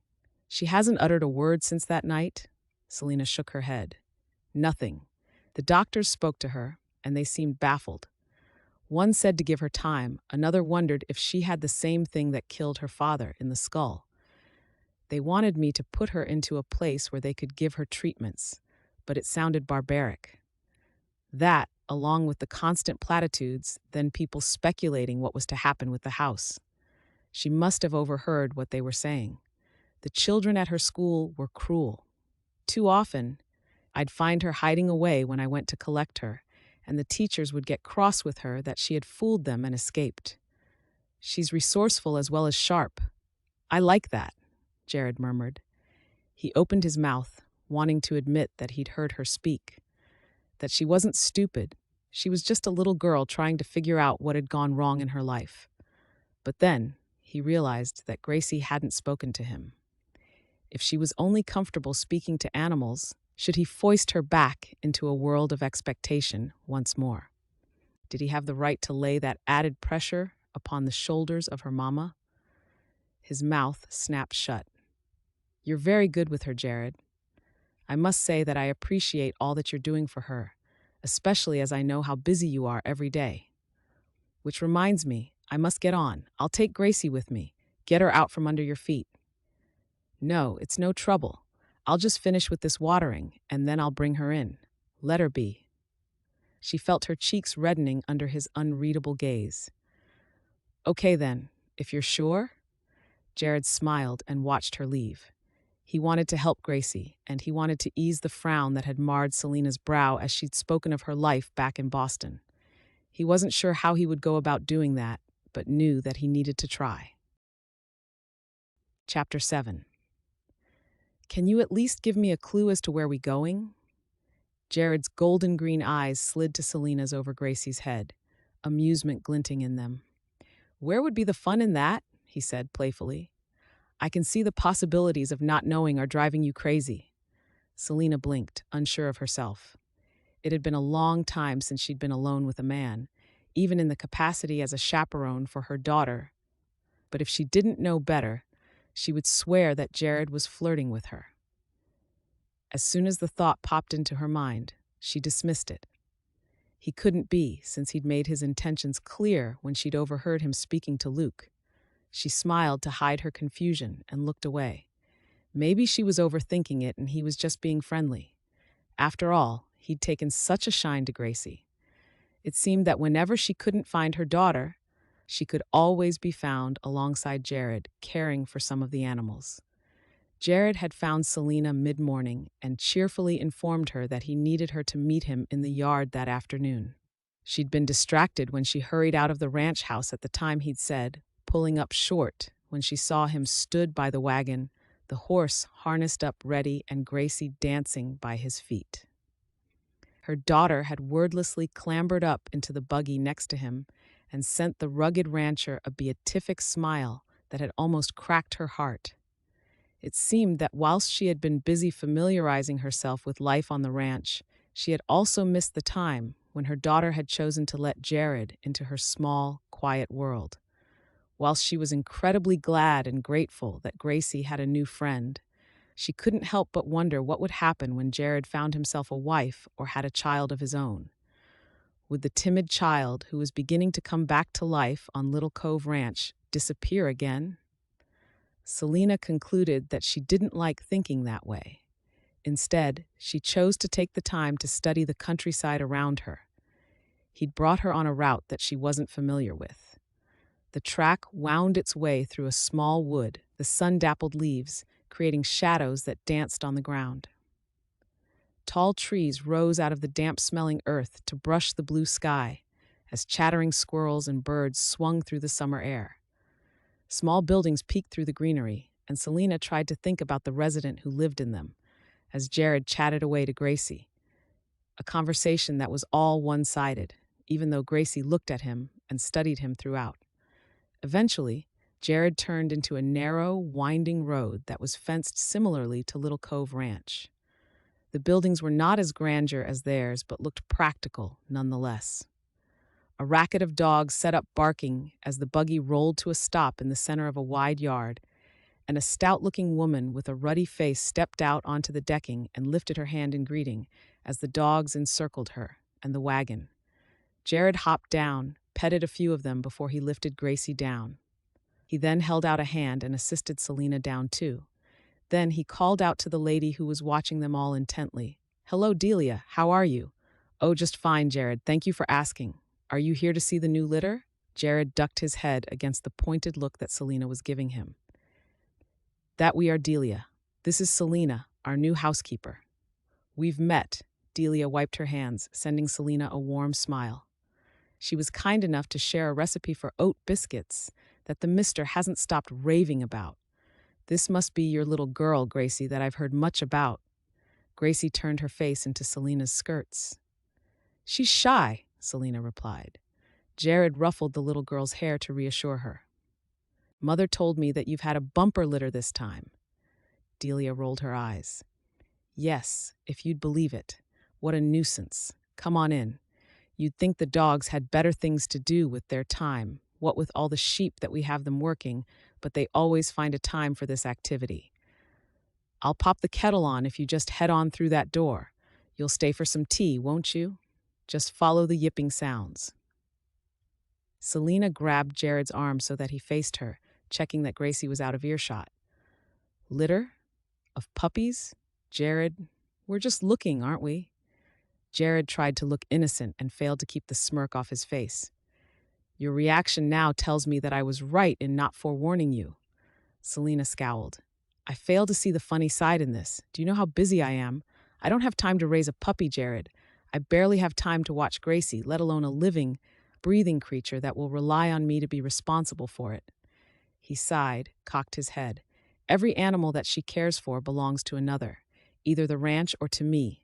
She needs something of her own, Selina. I think that this will help her no end." Annoyance pulled her brows together, and she recoiled from him. "Jared, she's my daughter. I don't mean to be petty over this, but I don't care to be told the best thing for her. I'm just trying to help." She shook her head. "Some might call it interfering, especially when you've been so underhanded with this. I left Boston behind for this very reason. And now, what am I to do? I shall have to disappoint her and—" The gurgling laughter emanating from the other room had her freezing, her eyes popping wide. She rushed into the room, pulling up short as she clapped her hands to her mouth. Gracie was inside the roughly hewn crate, covered in fat, wriggling puppies that were licking and nipping at clothing, hair, her face. The joyous sound, one that Selina hadn't heard in so long, filled the scullery. Jared stood next to her, smiling down at the girl and the ecstatic puppies. Selina allowed her tears to fall unchecked. Jared cleared his throat. "Other men might gloat," he murmured. "Say I told you so. Not me, though." "Oh my," Selina breathed, dropping to her knees beside the crate, rejoicing in the joyous noise of Gracie's laughter. "Oh, Jared, thank you. I never thought I would ever hear this again. It is the sweetest sound I ever did hear." Jared crouched next to her, a finger scratching the rotund pink belly of one of the puppies who tried to nip at him for his trouble. "I really didn't think this through." "Don't be silly. She can have whatever she wants if she laughs like this." "Yes, but how will she choose just one? Moreover, how will I choose just one?" Chapter 8. Selina allowed the screen door to slam shut behind her, and she lifted a hand to shield her eyes from the high Montana sun when she stood at the deck railing to watch. Sundays tended to be a family day around the ranch, where the ranch hands and their families attended church, and the women would meet afterward to swap recipes and stories. It was also the day that Jared and Frank took some time from their workday to teach Gracie to ride. The first time she had seen her little girl up on the back of a horse, her heart had jumped into her throat and stayed there until Gracie's boots were back on the soil. Jared had been right. She did need to learn how to ride, but it still didn't stop her worrying about the fact that her child was atop of an animal that could be spooked at any time. Selina was trying to come to terms with the fact that her little girl was getting older, that she was growing up, and that one day she would have no need for Selina at all. Jared stood at the edge of the fence, one boot resting on the bottom railing and his elbows resting on the top railing. He had his hat tipped back, watching Frank school Gracie on the little skewbald pony called Pot for her round belly. Selina approached them quietly, her lips twitching when she could see the concentration on her daughter's face as she took in the words that Frank drawled softly to her. Jared turned to her, giving her a double take when he saw what she was wearing. However, he said, "She's a natural. It scares me spitless to see her up there. What if she falls off?" "Then she'll learn how to stay on better next time," Jared muttered, his gaze sliding down her dress, how she had styled her blonde hair instead of it being back in her usual efficient pleat at the nape of her neck. "Falling off is all part of the learning. She's not in the way. I'll tell you the same thing I answer every time you ask me this. No, she isn't," Jared said, his eyes drifting over to where Lydia was walking across the yard, with Luke trotting along behind her. You look nice," he began, but Lydia cut off her retort. "It's time you were going, young lady. I told you, I'll take care of Gracie. Are you sure, Lydia? I feel guilty leaving her." "Hogwash, Selina. You've been here almost 3 months. I'm sure I'm not nearly that much of a terrible boss where I can't give you an evening off in that time." Jared slid his gaze to Luke, to the neatly combed hair and clean chambray shirt, and his eyes narrowed. "Where are you off to, Luke?" The ranch hand cleared his throat, threaded his hat brim through his fingers. Well now." "Never you mind him, Luke. You get yourself off. You don't want to keep your lady waiting now, do you?" "No, ma'am." He bobbed his head, then looked to Selina. "You ready, Selina?" Selina looked almost as stricken as he did, though Jared wanted to swing her back around to face him when she nodded and demand to know what was going on. Instead, he had to keep his face impassive as Luke handed her into the wagon, and the wagon rolled out of sight. "Well now?" Lydia was looking at the horse and young rider in the corral. "How is she getting on?" Jared had to clear his throat, not trusting his voice, as he dragged his eyes back around to the corral, and he blinked a couple of times. "Fine, she's doing just fine," he mumbled and glanced back to the road once more. "Where are they going?" Lydia lifted a shoulder. "Oh, just one of the dances that you're always avoiding, I think. Nice to see young people out and enjoying themselves, wouldn't you say?" Jealousy curled around his chest, thinking about Luke finally turning his charms on Selina. Prosody. He crossed his arms and brooded at the floor, missing the slightly smug smile his mother gave. "What I think is it's none of my business what either of them does on their day off," he muttered darkly. "That's nice, dear. You bring Gracie inside to me when she's done, will you?" Jared gave his non-committal answer as his mother went back inside the house. Instead, he was left thinking about what exactly his housekeeper and his ranch hand would be spending their evening off doing. He didn't like it. He didn't like it one bit. Jared had prowled through the house most of the night, unable to settle in one place for long. It pained him to admit to, but his mother was right. It had been so long since he'd attended a dance that he wasn't sure what time they even finished these days. He hadn't wanted to go to a dance for a long while. Hadn't taken Sarah to one ever. Earlier, cold realization had washed over him that whilst it had been easy to blame Sarah for leaving him, he had played some part in not treating her as she wanted to be treated, like a prize to be flaunted, not kept in a cage whilst he did nothing but work. He could see himself taking Selina. He wanted to see her happy face damp from dancing, not just from working. His wild imagination had tortured him for hours. Had he missed his chance with her? Luke had bragged to them all out in the fields that he would get around to taking her for a spin, but picturing the handsome ranch hand with his hands on the housekeeper had Jared's hands rolling into fists. He was jealous. Open ledgers covered his desk, but he'd given up trying to make sense of the jumble of paperwork hours ago. He'd extinguished the lamp and taken to pacing along the floorboards, pausing only to occasionally glance out of the windows before he paced again. Moonlight washed outside in an eerie luminescence, which meant that he could see straight across the yard when he heard the buggy rolling up. He was inordinately pleased when she didn't wait for Luke to assist her down, more so when she didn't wait for him to come round to meet her either. In fact, there wasn't the romantic parting of two young people to be seen. Selina turned and replied to something Luke had said before he led the horses over to the barn. Jared's eyes were only on Selina. When she looked towards the main house, he stepped back, not wanting her to see him. Was she thinking of him? Jared shook his head. Her daughter was asleep here at the house. She was a mother. She had more important things to think about instead of pining after him. He watched as she let herself inside, saw the warm glow of the lamp as it lit her way through the house and up the stairs. She closed the drapes, and minutes later the light went out. Then, and only then, did he feel a little easier. He sighed, dragging his hands down his face. He knew why he was feeling like this. He was in love with his housekeeper. Chapter 9. Jared's steed mounted the crest of the hill, and he took a moment to pause. Long grass wafted in the August heat, the lazy breeze flowing across it like ripples on a lake. A creek bisected the land, marked by a thicket of trees, as the ground tumbled away towards the familiar ranch buildings huddled together. From this distance, they could see the horses grazing in the paddocks by the house, and people ambling about the yard. Instinctively, Jared looked for Selina, even though he wouldn't have been able to pick her out at this distance. Kinda makes you feel all warm and fuzzy, doesn't it? Jared nodded at Frank's words. Not a sight like it on this earth, and I challenge a man who says any different.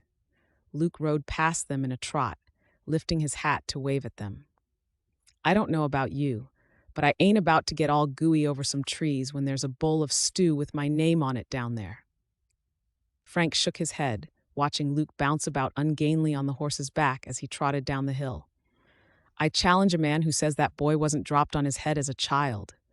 Jared chuckled dryly, nudging his ride down the hill. He's young. He'll soon learn to appreciate the finer things in life. Speaking of, did I hear right that he took Miss Selina to the dance? Jared deliberately turned his gaze to the left. So I believe. Huh. Frank pondered a moment.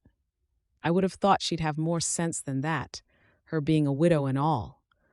I guess it can be lonely, living alone as she does, and she is young enough to start again if she liked. Can't deny he's a good-looking man, though I don't suppose there's nothing but cloth between his ears. Jared said nothing, keeping the little nugget of his love secret. He wasn't sure how to make his feelings known, or even if she'd be receptive of such an overture. He didn't want to appear foolish. Frank carried on, oblivious to Jared's turmoil. Still, she's a fine-looking woman herself, and any man worth his salt would be glad to have such a talented hard worker like her on their arm. You sound jealous of Luke, Frank. Should Bess be worried? Frank's laugh rattled around his barrel-sized chest. Oh no, sir. She's all the woman I'd ever need, though Bess seems to be a fan of her too. It sounds like Miss Selina is throwing herself into life here in the West. Bess tells me her needlework is impeccable. She's quite the celebrity at the women's meetings in town.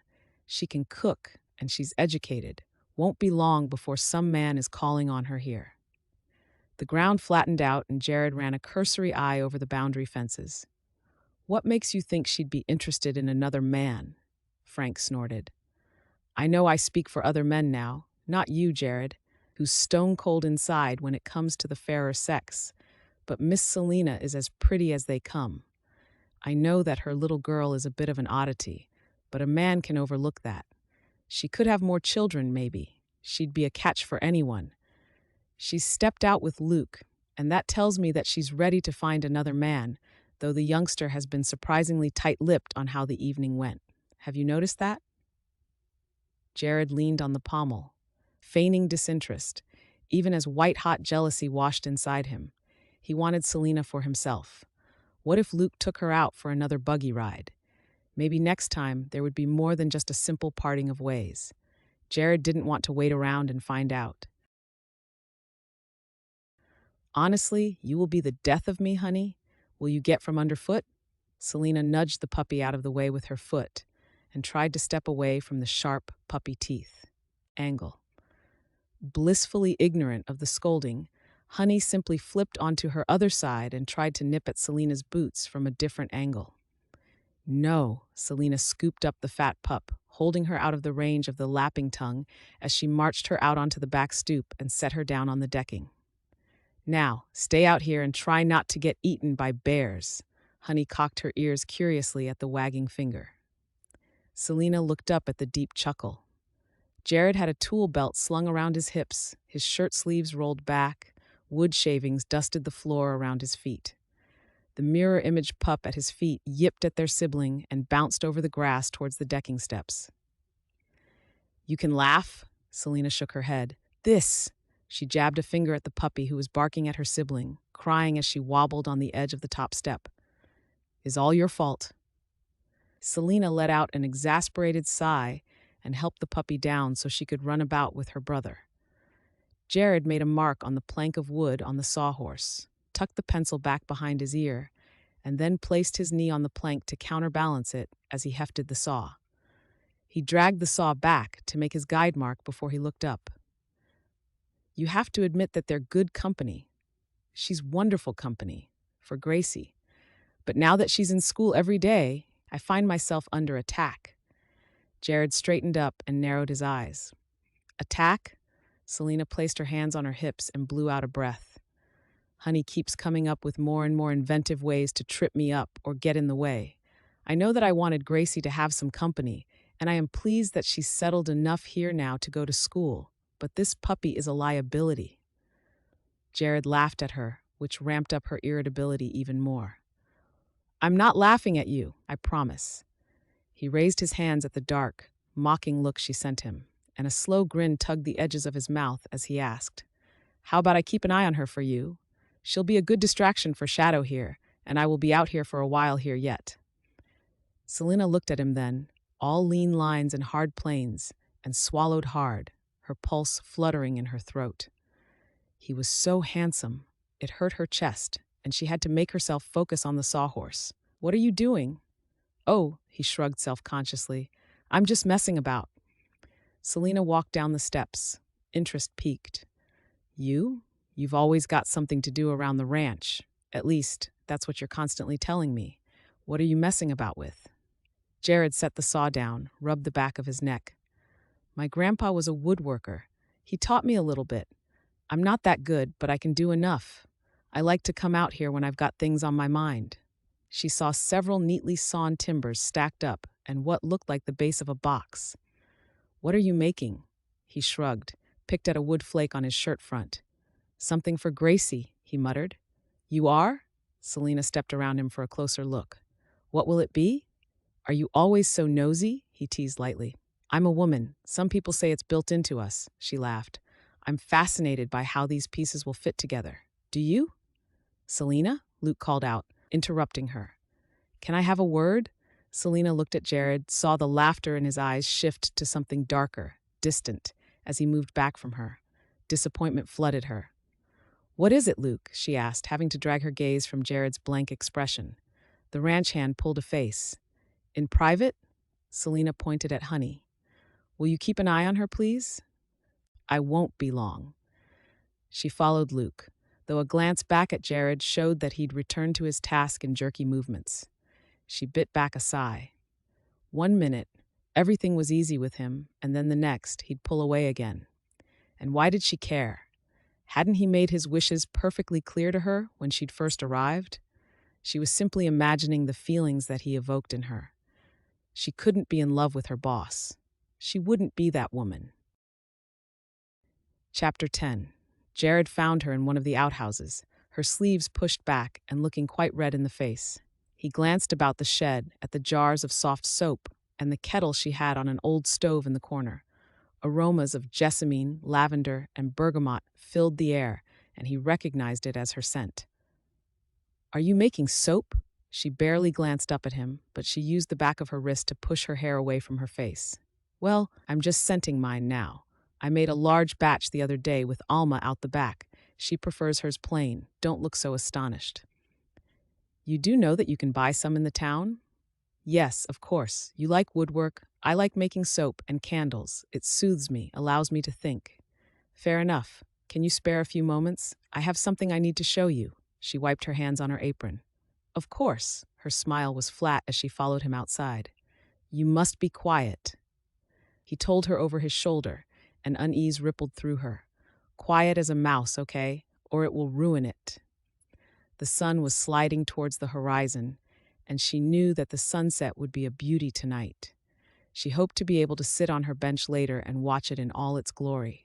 Selina trotted along behind him towards one of the cowsheds. Jared carefully, daintily unlatched the hook lock and pressed a finger to his lips, then motioned her to follow him. Dust tickled her nose. The smell of cattle and hay filled the space. They were in a sort of run that went along one of the walls so they could move behind the stalls, probably to fill the feed troughs through the small, evenly spaced openings in the wall. Grunts and lowing of the cattle were muffled behind the partitions. Golden sunlight dappled the ground, dirt in long lines where it shone through the wooden walls. She went up onto her tiptoes, copying his stance as she crept along behind him. She opened her mouth to ask him what was going on when he pulled up short, and she collided with him and gasped. Quickly, urgently, he hushed her with his finger to his lips, then used the same finger to point through the gap in the stall wall. Selina followed the line, peering through the gloom of the barn. Pungent odors wafted through the gap, and she could make out the shapes of the milking cows as she wrinkled her nose against the smell. "There you go," a quiet voice said softly.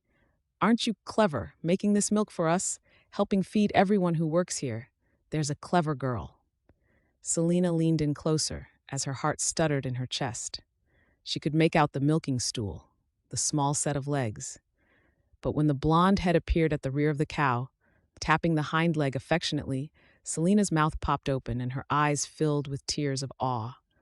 Goodness, that was so much milk, Patch. Gracie had to crouch and lift the bucket with both hands. "I don't think I can lift this." Selina's mouth worked like a fish out of water, but any sound she was about to make was cut off when Jared cupped his palm over her lips. He shook his head, even as her tears made his skin wet. Selina pulled back from his touch, unheeding his cautionary look. She felt his fingertips brush the back of her dress as she darted around him, hurrying towards her daughter. "Gracie!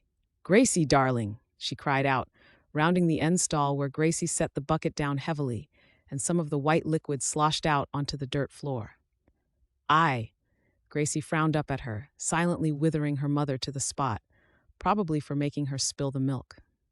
Selina's delight slid away, as her daughter mutely tilted her head in question. Jared stepped around Selina, sending her a told-you-so look. "Let me take that bucket, Gracie." "It looks heavy." Gracie smiled at him, then turned back towards the cows. She collected her stool, carried it into the next stall along. She busied herself setting up, and Selina hovered, uncertain. Tears, emotions, filled her as she watched the little girl expertly start her milking. Jared's guiding hand pulled her from the turmoil of doubt. "Come outside with me a moment, please." Selina allowed herself to be steered like an infant through the barn doors. He shut the door, resting a hand against the warm wood for a moment longer. She wrapped her arms around her middle, desolation pressing in on her. "Why wouldn't she answer me? I heard her. You heard her, didn't you? I didn't just imagine that?" Jared shrugged. "She seems more comfortable speaking to the animals. I tried engaging her after I'd first heard her. That's why I suggested the puppy, thinking it might help bring her out of her shell faster." Selina rounded on him, fury radiating from her as she stared at him. "The puppy? But that was over a month ago, Jared." "I know. Why didn't you say anything before now?" she hissed, bitterness tinging her voice. "Why have you kept something so huge to yourself?" Jared stepped back at the unbridled anger she unleashed on him. I thought that she might just need some time. The child has been through enough. I didn't want to add to the pressure she must be under. She was more comfortable speaking to the animals. She wouldn't speak to me or... I'm her mother, Selina bellowed, with her arms thrown wide. You are nothing to her. How dare you assume that you know better? Jared's temper ignited. He tried to keep his tone reasonable and paced away from the barn so that Gracie wouldn't hear them. I've been trying to find a way to tell you since I overheard her. She doesn't do it every day, but always only when she's alone. You should have told me immediately, Jared. I cannot abide this interfering that you seem to condone. Who do you think you are? Wrath pitched her voice almost to a scream. Jared felt the stillness around him, knowing that they were being overheard by ranch hands and their families who were trying to settle down after a working day. A look about them confirmed his suspicions. I think that I am the owner of this ranch, and you should watch your tone. I was trying to help her. No one asked for your help. The best doctors in Boston couldn't help, but the great Jared Pickart knows best. All you've done is show me up. Selina Milton, terrible mother, can't even get her child to speak. Didn't think to close her daughter off to the sight of her father dying in front of her. Well done. Congratulations, you win. His nostrils flared white, and he tried to hold on to his feelings of hurt and dismay. You're upset. That's understandable. Don't placate me, Jared. Selina bit the words off when Gracie slipped through the open barn doors, staring openly at them both. Her anger dissipated instantly, leaving her bereft and shaking. Choking back on a sob, disgrace burning into her face, she turned and fled towards the lodge, slamming the door shut behind her. I don't want to hear anything more from you, Jared. You've done enough, Selina shouted when she heard the front door open. The door closed and she heard the footsteps on the polished wooden flooring. Lips firmed, she yanked open the bedroom door, jerking to a halt when she came face to face with Alma. Oh? Alma folded her beefy arms, brows raised at the unforgiving tone of Selina. Oh, indeed. Have you quite finished with your tantrum? Selina knuckled her tears away, biting the inside of her cheek to try and stem the fresh flow, but failed. People. She took the handkerchief that was pressed into her hand, said nothing as walked down the stairs behind Alma. The older maid checked in cupboards, took down a glass, and poured a jot of whiskey from a hip flask into it.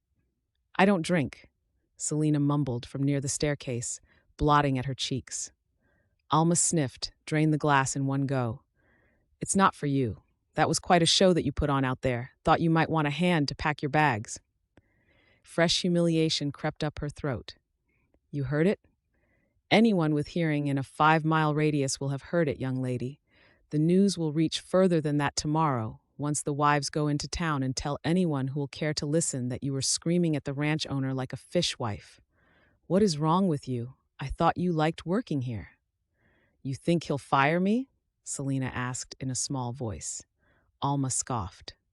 I don't know of anyone that would speak to their boss like that and not get their marching orders.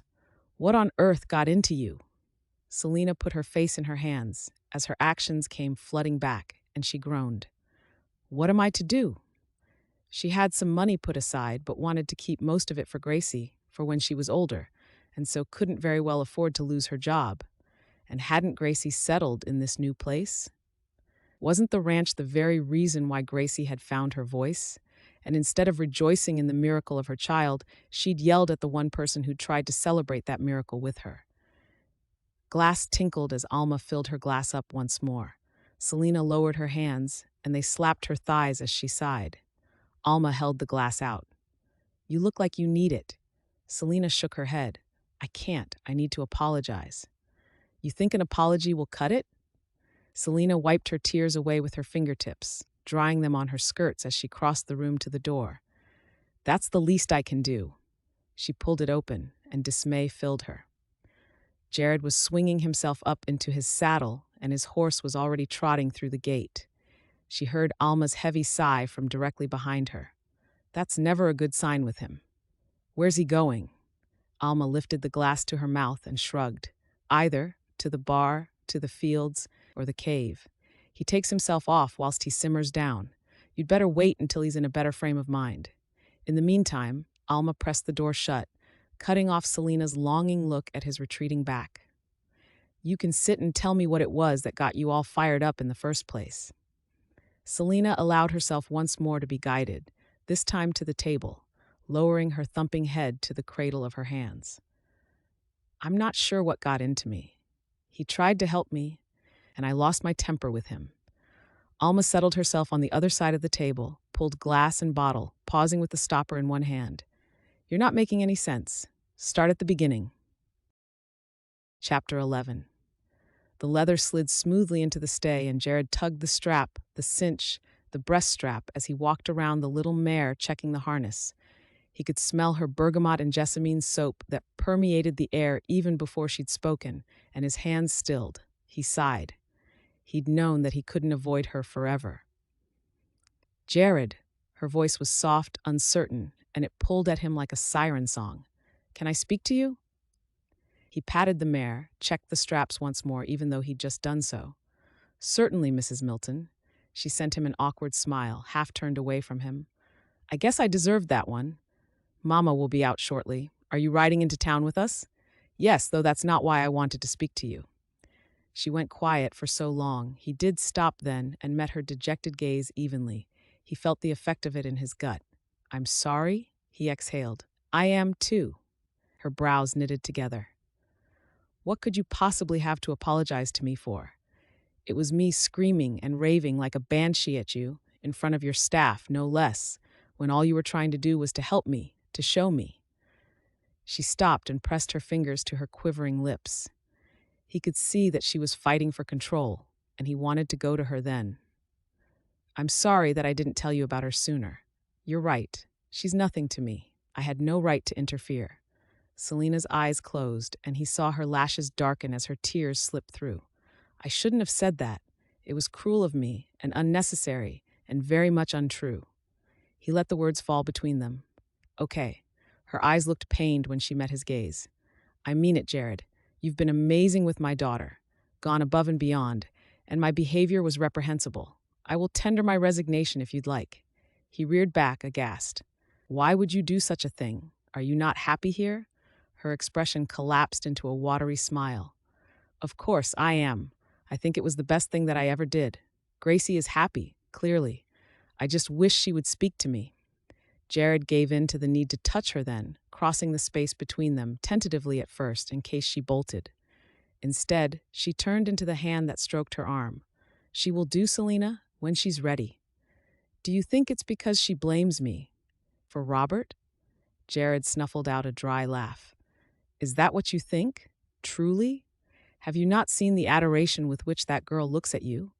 No, I don't think she holds any ill will towards you at all. His fingers stroked the edge of her hand, and his index finger hooked into her little one. I would have said something to you sooner, but I didn't know how best to broach the subject. I thought that I could help by surrounding her with more animals, though the stubborn little mare still clammed up whenever a person was near her. In the end, I thought it best just to show you, thinking that maybe you might know of another solution to help. Selina squeezed his finger with hers. Thank you for saying that. You're a good man, Jared Pickart. You'll stay? As I think my mother would have my guts for garters if she thought she was losing her staff over something that I'd done. You left to calm down. Alma said that you didn't do that often. Not since. Sarah.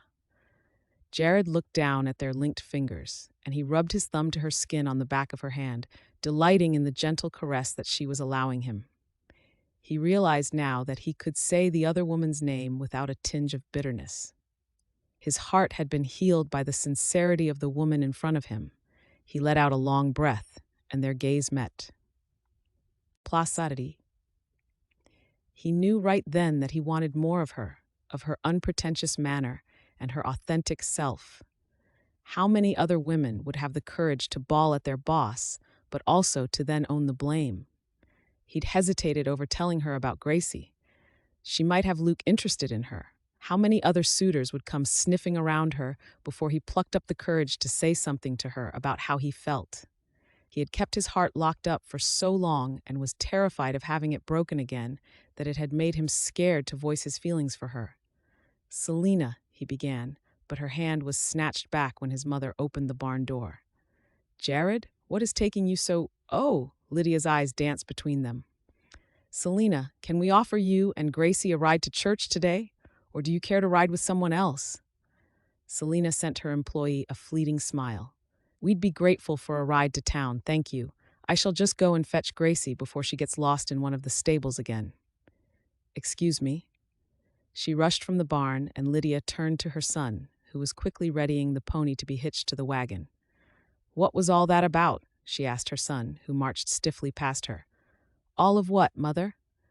"You and Selina, of course," Lydia muttered, traipsing behind her son, though she knew by the stubborn set of his shoulders he had no intention of admitting to his mother, or anyone just yet, what was written all over his face. Lydia sighed, shutting the barn doors behind him. "Just like your daddy," she whispered, sending the barn door lock home. "Never knew what was good for him until it was hitting him in the face." "Smell that?" Frank scented the air like a wild dog. "Rain," Selina frowned at him. The wind had picked up, leaves rustling in a whispered cheer about the churchyard. The town residents gathered about in small groups to decide their Sunday afternoon schedules and catch up. Selina enjoyed the process and was also now included in wider conversations than just with those from Little Cove Ranch. "I have no idea how you do that, Frank. You're like a human barometer," Lydia chuckled. "Jared's daddy was the same. It's the sign of a good cowboy. Oh, look, speaking of ranch hands." Lydia nodded towards the corner of the yard. "I see Luke is making some progress there." Selina looked across to where Luke was strolling towards the gate, chest up and shoulders back like the cat who'd got the cream, with the pretty draper's daughter arm linked through his. "Ah, yes. Goodness knows it took him long enough, though." Jared frowned at their shared laughter, his gaze darting between the two.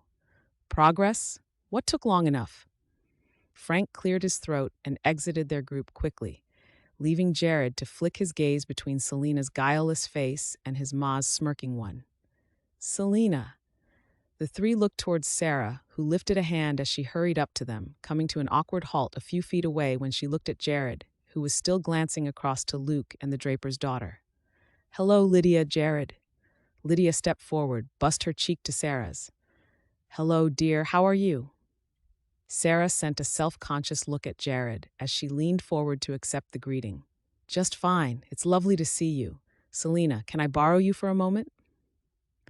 Lydia watched the pair walk away, their heads leaning towards each other in earnest as they chatted. Jared deliberately turned his back to the scene, obscuring everything in his mother's line of sight as his eyes narrowed.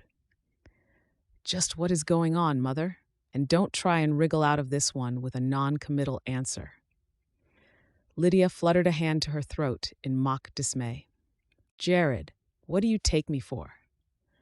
"Sarah and Selina," he pressed, unconvinced by the display, "have become firm friends, it appears. I reached out to some of the local women when Selina first arrived. I wanted her to make friends and to settle quickly here. Sarah is a huge part of the community. Selina is a master quilter and can organize a harvest dance to within an inch of its life, all valued attributes. The mayor's wife raves about her." "Luke and the draper's daughter?" Lydia lifted a shoulder as if the answer was obvious. "Luke holds a candle for the young girl, much against the wishes of her father.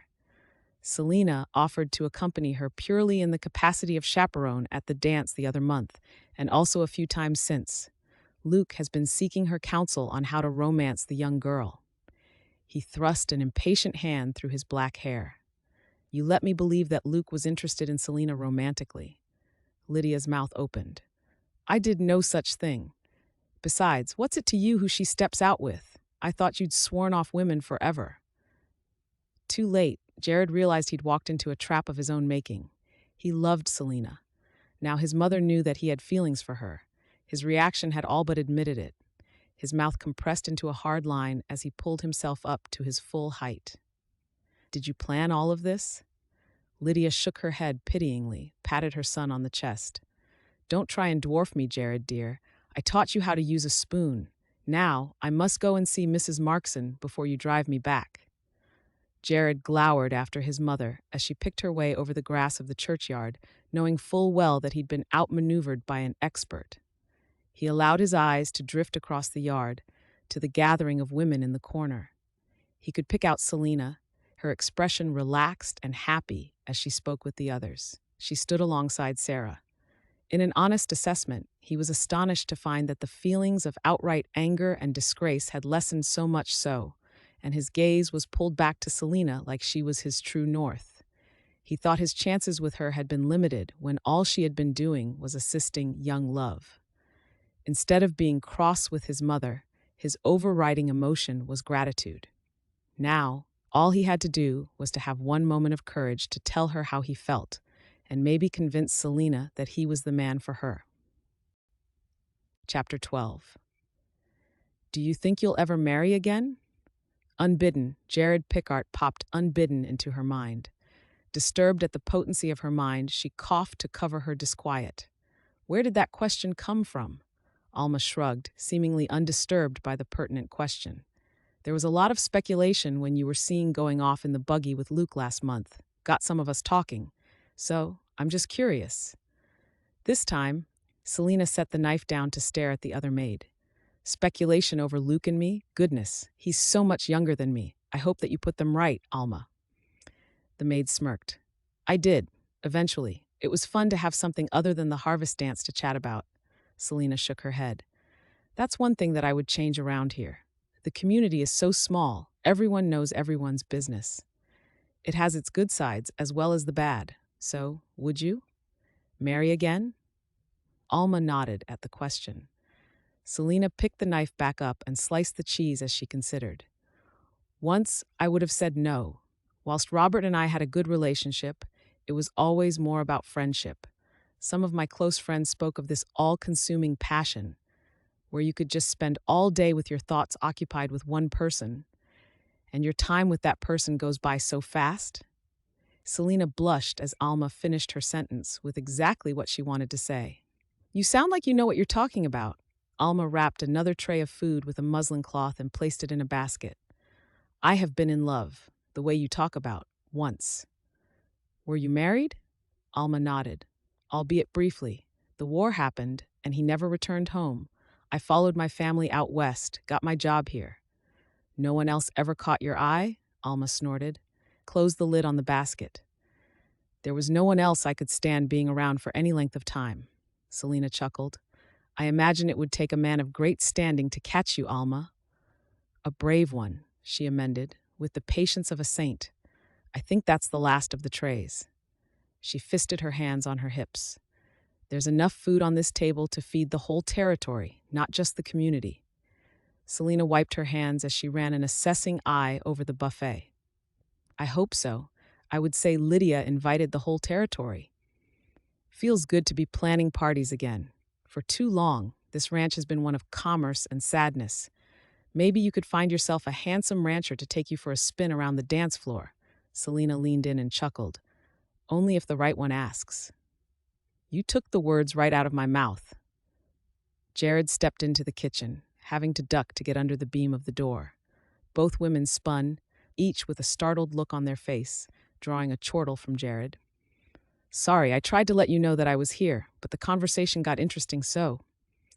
Alma skied her irritation. You think that I can afford to have my heart take any more jumps in this life, young Jared? You've always been the same. Alma tugged on the strings of her apron. And, just for that, you can load these baskets into the wagon. I shall go and get myself ready, get my dancing glad rags on. She cuffed his arm on the way past, and Jared laughed again. Selina could feel the blush crawling up the neck, suddenly self-conscious that she looked a mess, unkempt and sweaty. She touched a hand to her hair, surreptitiously tucking the ends back into the pleat. How long had he been stood there, listening to the women talk? How much had he heard? Jared lifted a lid on the nearest basket and sniffed, swiped a small meat pot pie. Prosody rate %. I never could resist Alma's baking, he grinned unrepentantly as he popped the pie in his mouth. Selina smiled. I made those. His brows climbed as he chewed. "'S good," he mumbled, covering his mouth, and Selina giggled. She waited until he'd finished chewing, drinking in her fill of him. "Did you need something?" He wiped his mouth with the back of his hand and made sure the door behind him was closed. He ran his tongue around his teeth and nodded. "Would you like to go to the dance with me?" Selina's brows met as she looked at him. A frisson of delight thrilled her, though she reminded herself that the words could mean anything. "I'm going anyway," she hedged, not sure how to ask him to clarify his meaning. "I know. You're one of the organizers. I meant, would you let me take you as a man and his girl?" Her heart skipped in time with her blinking. Part of her wanted to argue, to reason. The other part pushed the edges of her mouth up, and she nodded wordlessly. "Okay then," he seemed to sag in relief, and he backed out of the kitchen. "I'll have the wagon ready in a half hour." True to his word, Selina found herself alone in a wagon with Jared. They'd trundled from the yard, though they'd turned one way, and the other wagon, containing Alma, Gracie, Lydia, Frank, and Bess, had taken the route she normally took to town. "I need to go with them." She swiveled on the bench. "I have to set up." "Alma and Ma can make a start. I won't make you late," he said playfully, a smile flirting with the edges of his mouth. "I just wanted to get you alone for a few minutes." Silence lapsed between them, and they rode the dirt road that hugged the edge of the forest. It was a crisp fall Saturday afternoon, though she was glad of her overcoat and muff to keep her hands warm. A brisk breeze chased the clouds over the cerulean blue sky, and the bold red, warm yellows, and burnt sienna colors of the trees were so stunning it almost made her eyes sting. "It's so beautiful," she breathed. "I don't think that I ever simply looked at the trees as often as I do here. It's like God painted each leaf by hand," Jared nodded. "That's the truth. Sometimes we get so busy, we forget to sit back and appreciate what's right in front of us the whole time." Selina turned to him, studying his profile, at the deliberation evident in his tone. "Are you okay?" He guided the wagon around a large rock, and she could see a track in the field ahead where wagon wheels had squashed the grass down. He followed that line. "I've been trying to find the right words to use, or the right time to say something to you. It's never the right time or place. We either get interrupted," he slid her a pointed look, "or handsome, young ranch hands get in the way." Selina groaned and covered her face with gloved hands. "Not you as well. I can't believe that rumor did the rounds. It didn't even occur to me about how it must have looked." He steered between two old fence posts, a rusted hinged at the top of one, and an old wooden gate leaning haphazardly on one side. "I'm thankful that it turned out to be just a rumor, if I'm honest. Though I suspect there was some engineering of that rumor and the timing. Not that I'm complaining. It made me sit up and realize that I needed to tell you sooner rather than later." "Tell me what?" He looked at her from the corner of his eye, sucked in a steadying breath. "Oh, Lord, here goes," he sighed. "Jared?" She placed a hand on his arm, her focus on his face. He pulled the reins and the horse stopped. He lifted a hand, his expression troubled. "My father used to bring my mother here all of the time when they were first married. I'd forgotten about it until recently." Selina turned in the seat and gasped, pleasure lighting up her face. Ahead of them was a small natural pond, framed by low-lying trees. She could see a short waterfall, hear the tinkling of the water as it cascaded down an outcrop of gray boulders. "It's beautiful, Jared. I had no idea that this was here." "You're beautiful," he murmured, and she spun back to him in shock. "It's true, Selina. Even when I met your train, I was so worried that I would see Sarah, and then there you were, all beauty and kind words, and I behaved like a child when I saw Sarah anyway." "She'd broken your heart, Jared." His mouth twisted sheepishly. "I don't know that she did, if I'm being truthful. We wouldn't have been a good fit in the longer term. We wanted different things. I like the ranch, and I like animals. She likes fancy dresses and the finer things in life. I think I was more cross with myself. I don't like to lose, and I was more hurt over having lost to another man." Selina's brows climbed her forehead, though she didn't say anything. "Sarah deserves to be happy. I know that now. You've helped me see that. You're so selfless, the things that you do for others, for Gracie, for my mother and me." He captured her hand, wrapped it in his. "I want to be happy. I want you to be happy.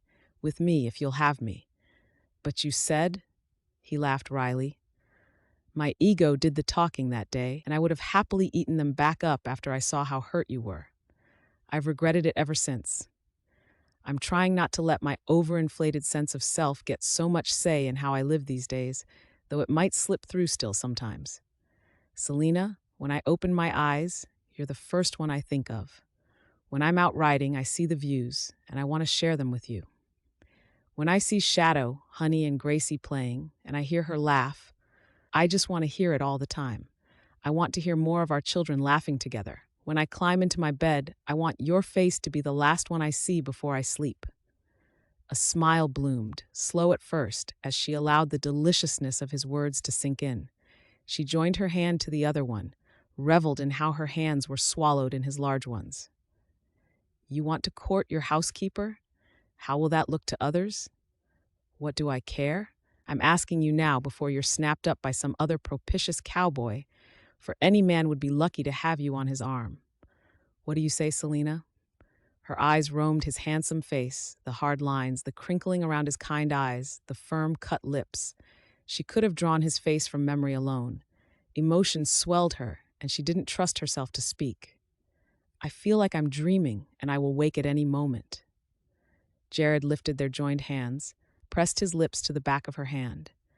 I promise to spend my days making your dreams come true, dearest Selina, my very best. I didn't try hard enough with Sarah, but with you, it just seems to fit.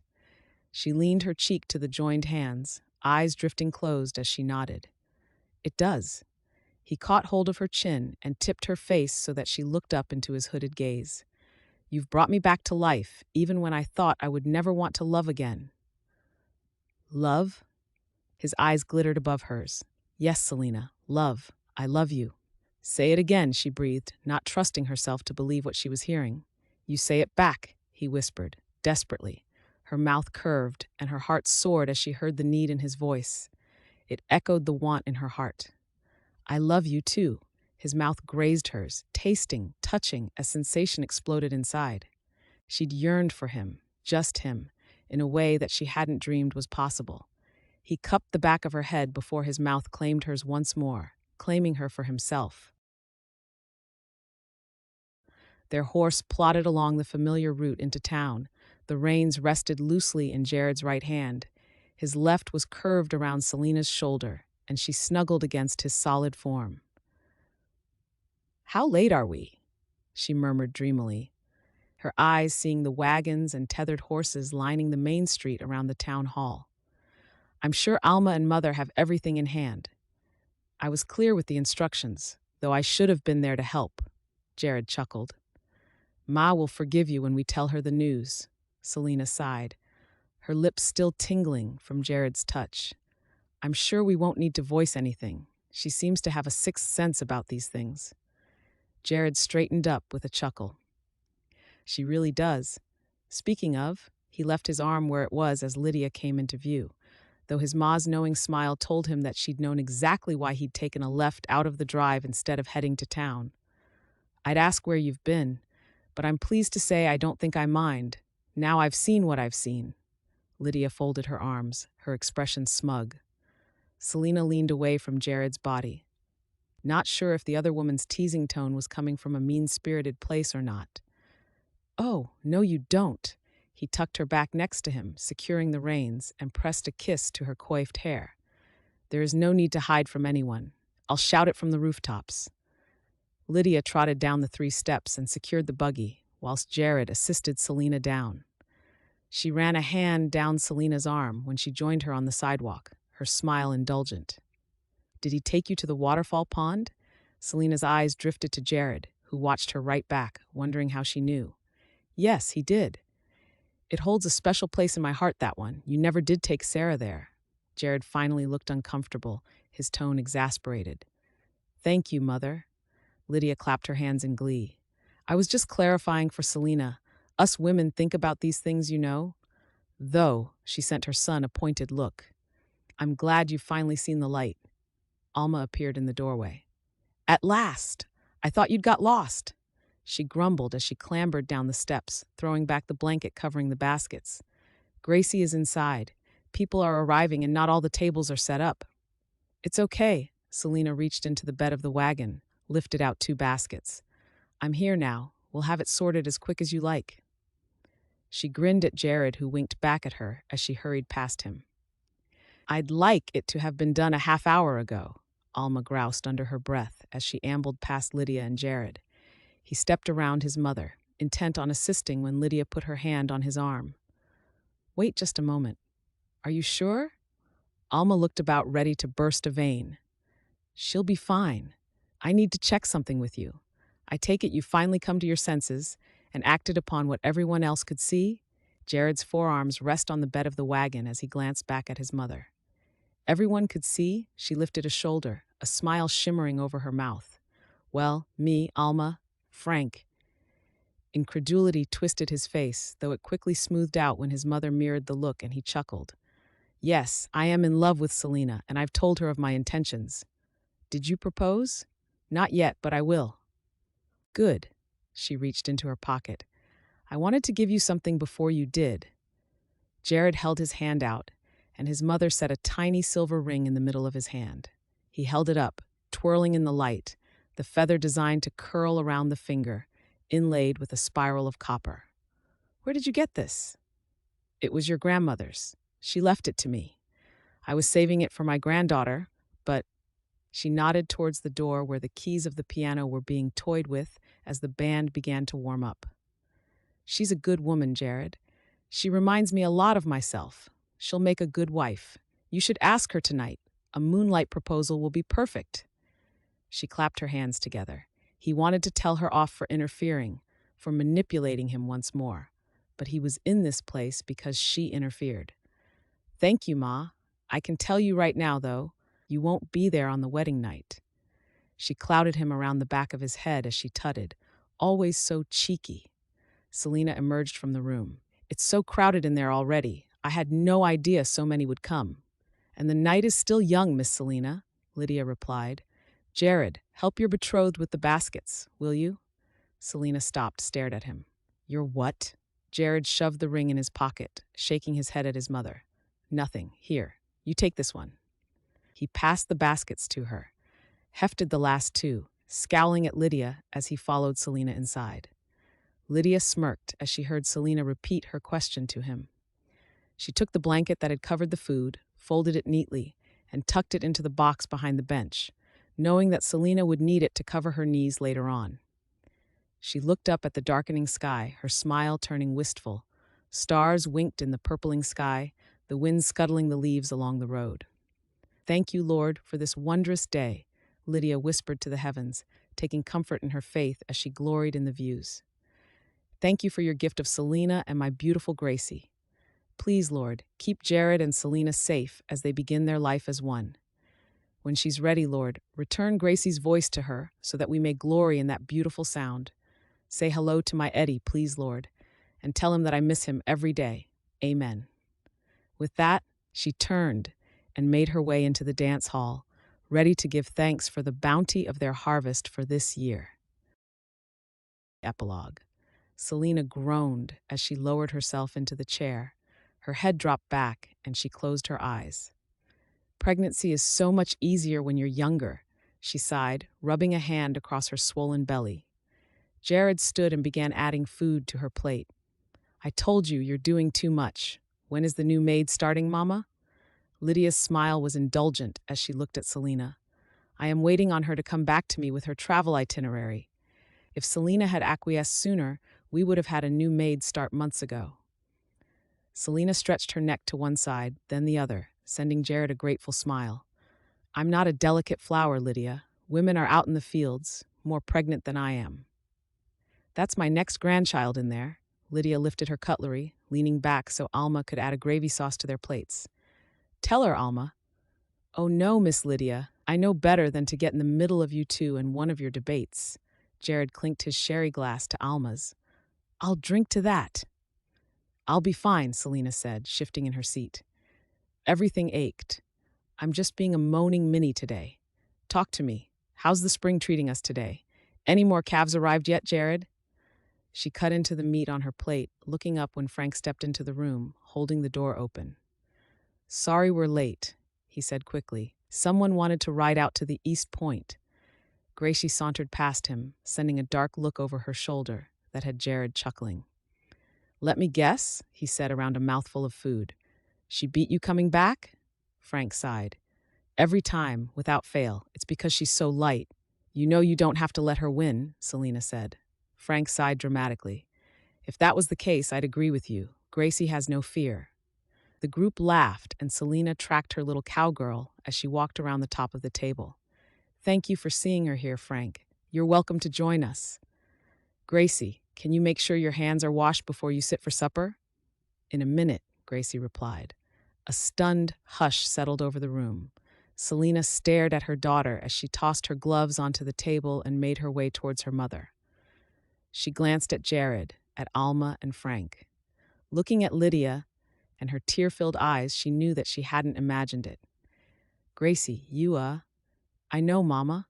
Just let me say hello to the baby, please." Gracie dropped to her knees, her small hands spread either side of the bump as she carefully laid her head to her mother's stomach, the same way she had ever since Selina and Jared had sat her down to tell her she was going to be a big sister. "Oh, of course, darling," Selina whispered, her voice husky with unshed tears. She touched a hand to her daughter's downy head, smiling as she listened to Gracie whisper to the bump, just as she had to the animals in the shed last year. "Do you think it'll be a brother or a sister, Mama? Luke said he wanted the baby to be a boy because he was sick of me being so good at everything. Do you know what, Mama?" Selina felt Jared's hand slide over her shoulder. She hadn't heard him get up or walk around to her, but wordlessly he gave her his support. He'd been right. When the time was right, she would speak. "What, my beautiful, brave girl?" Her little hands tapped her mother's belly, and she turned her face so that her mouth was next to the mound. "I don't care what you are. I will be your big sister, and I will love you forever." Selina's tears fell unchecked down her cheek as she curved a hand, one on her belly, one on her daughter. She sniffed, and Gracie looked up. She looked to Jared, then around to Lydia, Alma, and Frank. She beamed a cheeky smile at the tearful adults. "I'll go wash up now. I love you, Mama." She pecked a cheek to her mother's wet cheek and skipped from the room. Jared pressed a kiss to the top of her head, and Selina turned her face into his chest, allowing the relief, the love, and happiness to flood through her. All these years of silence, she'd convinced herself that Gracie had her animals, and that would be good enough for her. Across the table, Lydia sniffed, dabbed at her eyes. Alma spun the top off her flask and added a drop of amber liquid to the glass in front of her. Frank cleared his throat. "I think I'll take a drop of that, Alma, for medicinal purposes." Lydia snuffled out a laugh, wiped delicately under her eyes. "I think we've all been shocked, Frank." Selina turned her mouth up to her husband, silently asking for a kiss. Happily, Jared reciprocated, pulling out the chair next to his wife so that he could comfort her still. "We'll wait for Gracie to return before we say our prayers," Lydia sniffed, her equilibrium returning faster than anyone else's. "I think today we have much more to give thanks for than normal. Wouldn't you say?" Gracie clattered back into the room, oblivious of the commotion that her actions had caused, and Selina could care less. She listened to the inane chatter of the child, heard her mumble along with the prayers, and led up a prayer of her own. "Thank you, Lord, for the miracle that we have just witnessed. Thank you for teaching me that I don't need words to show love, and thank you for blessing me with my family who complete me when I didn't know how broken I truly was. Amen." The end.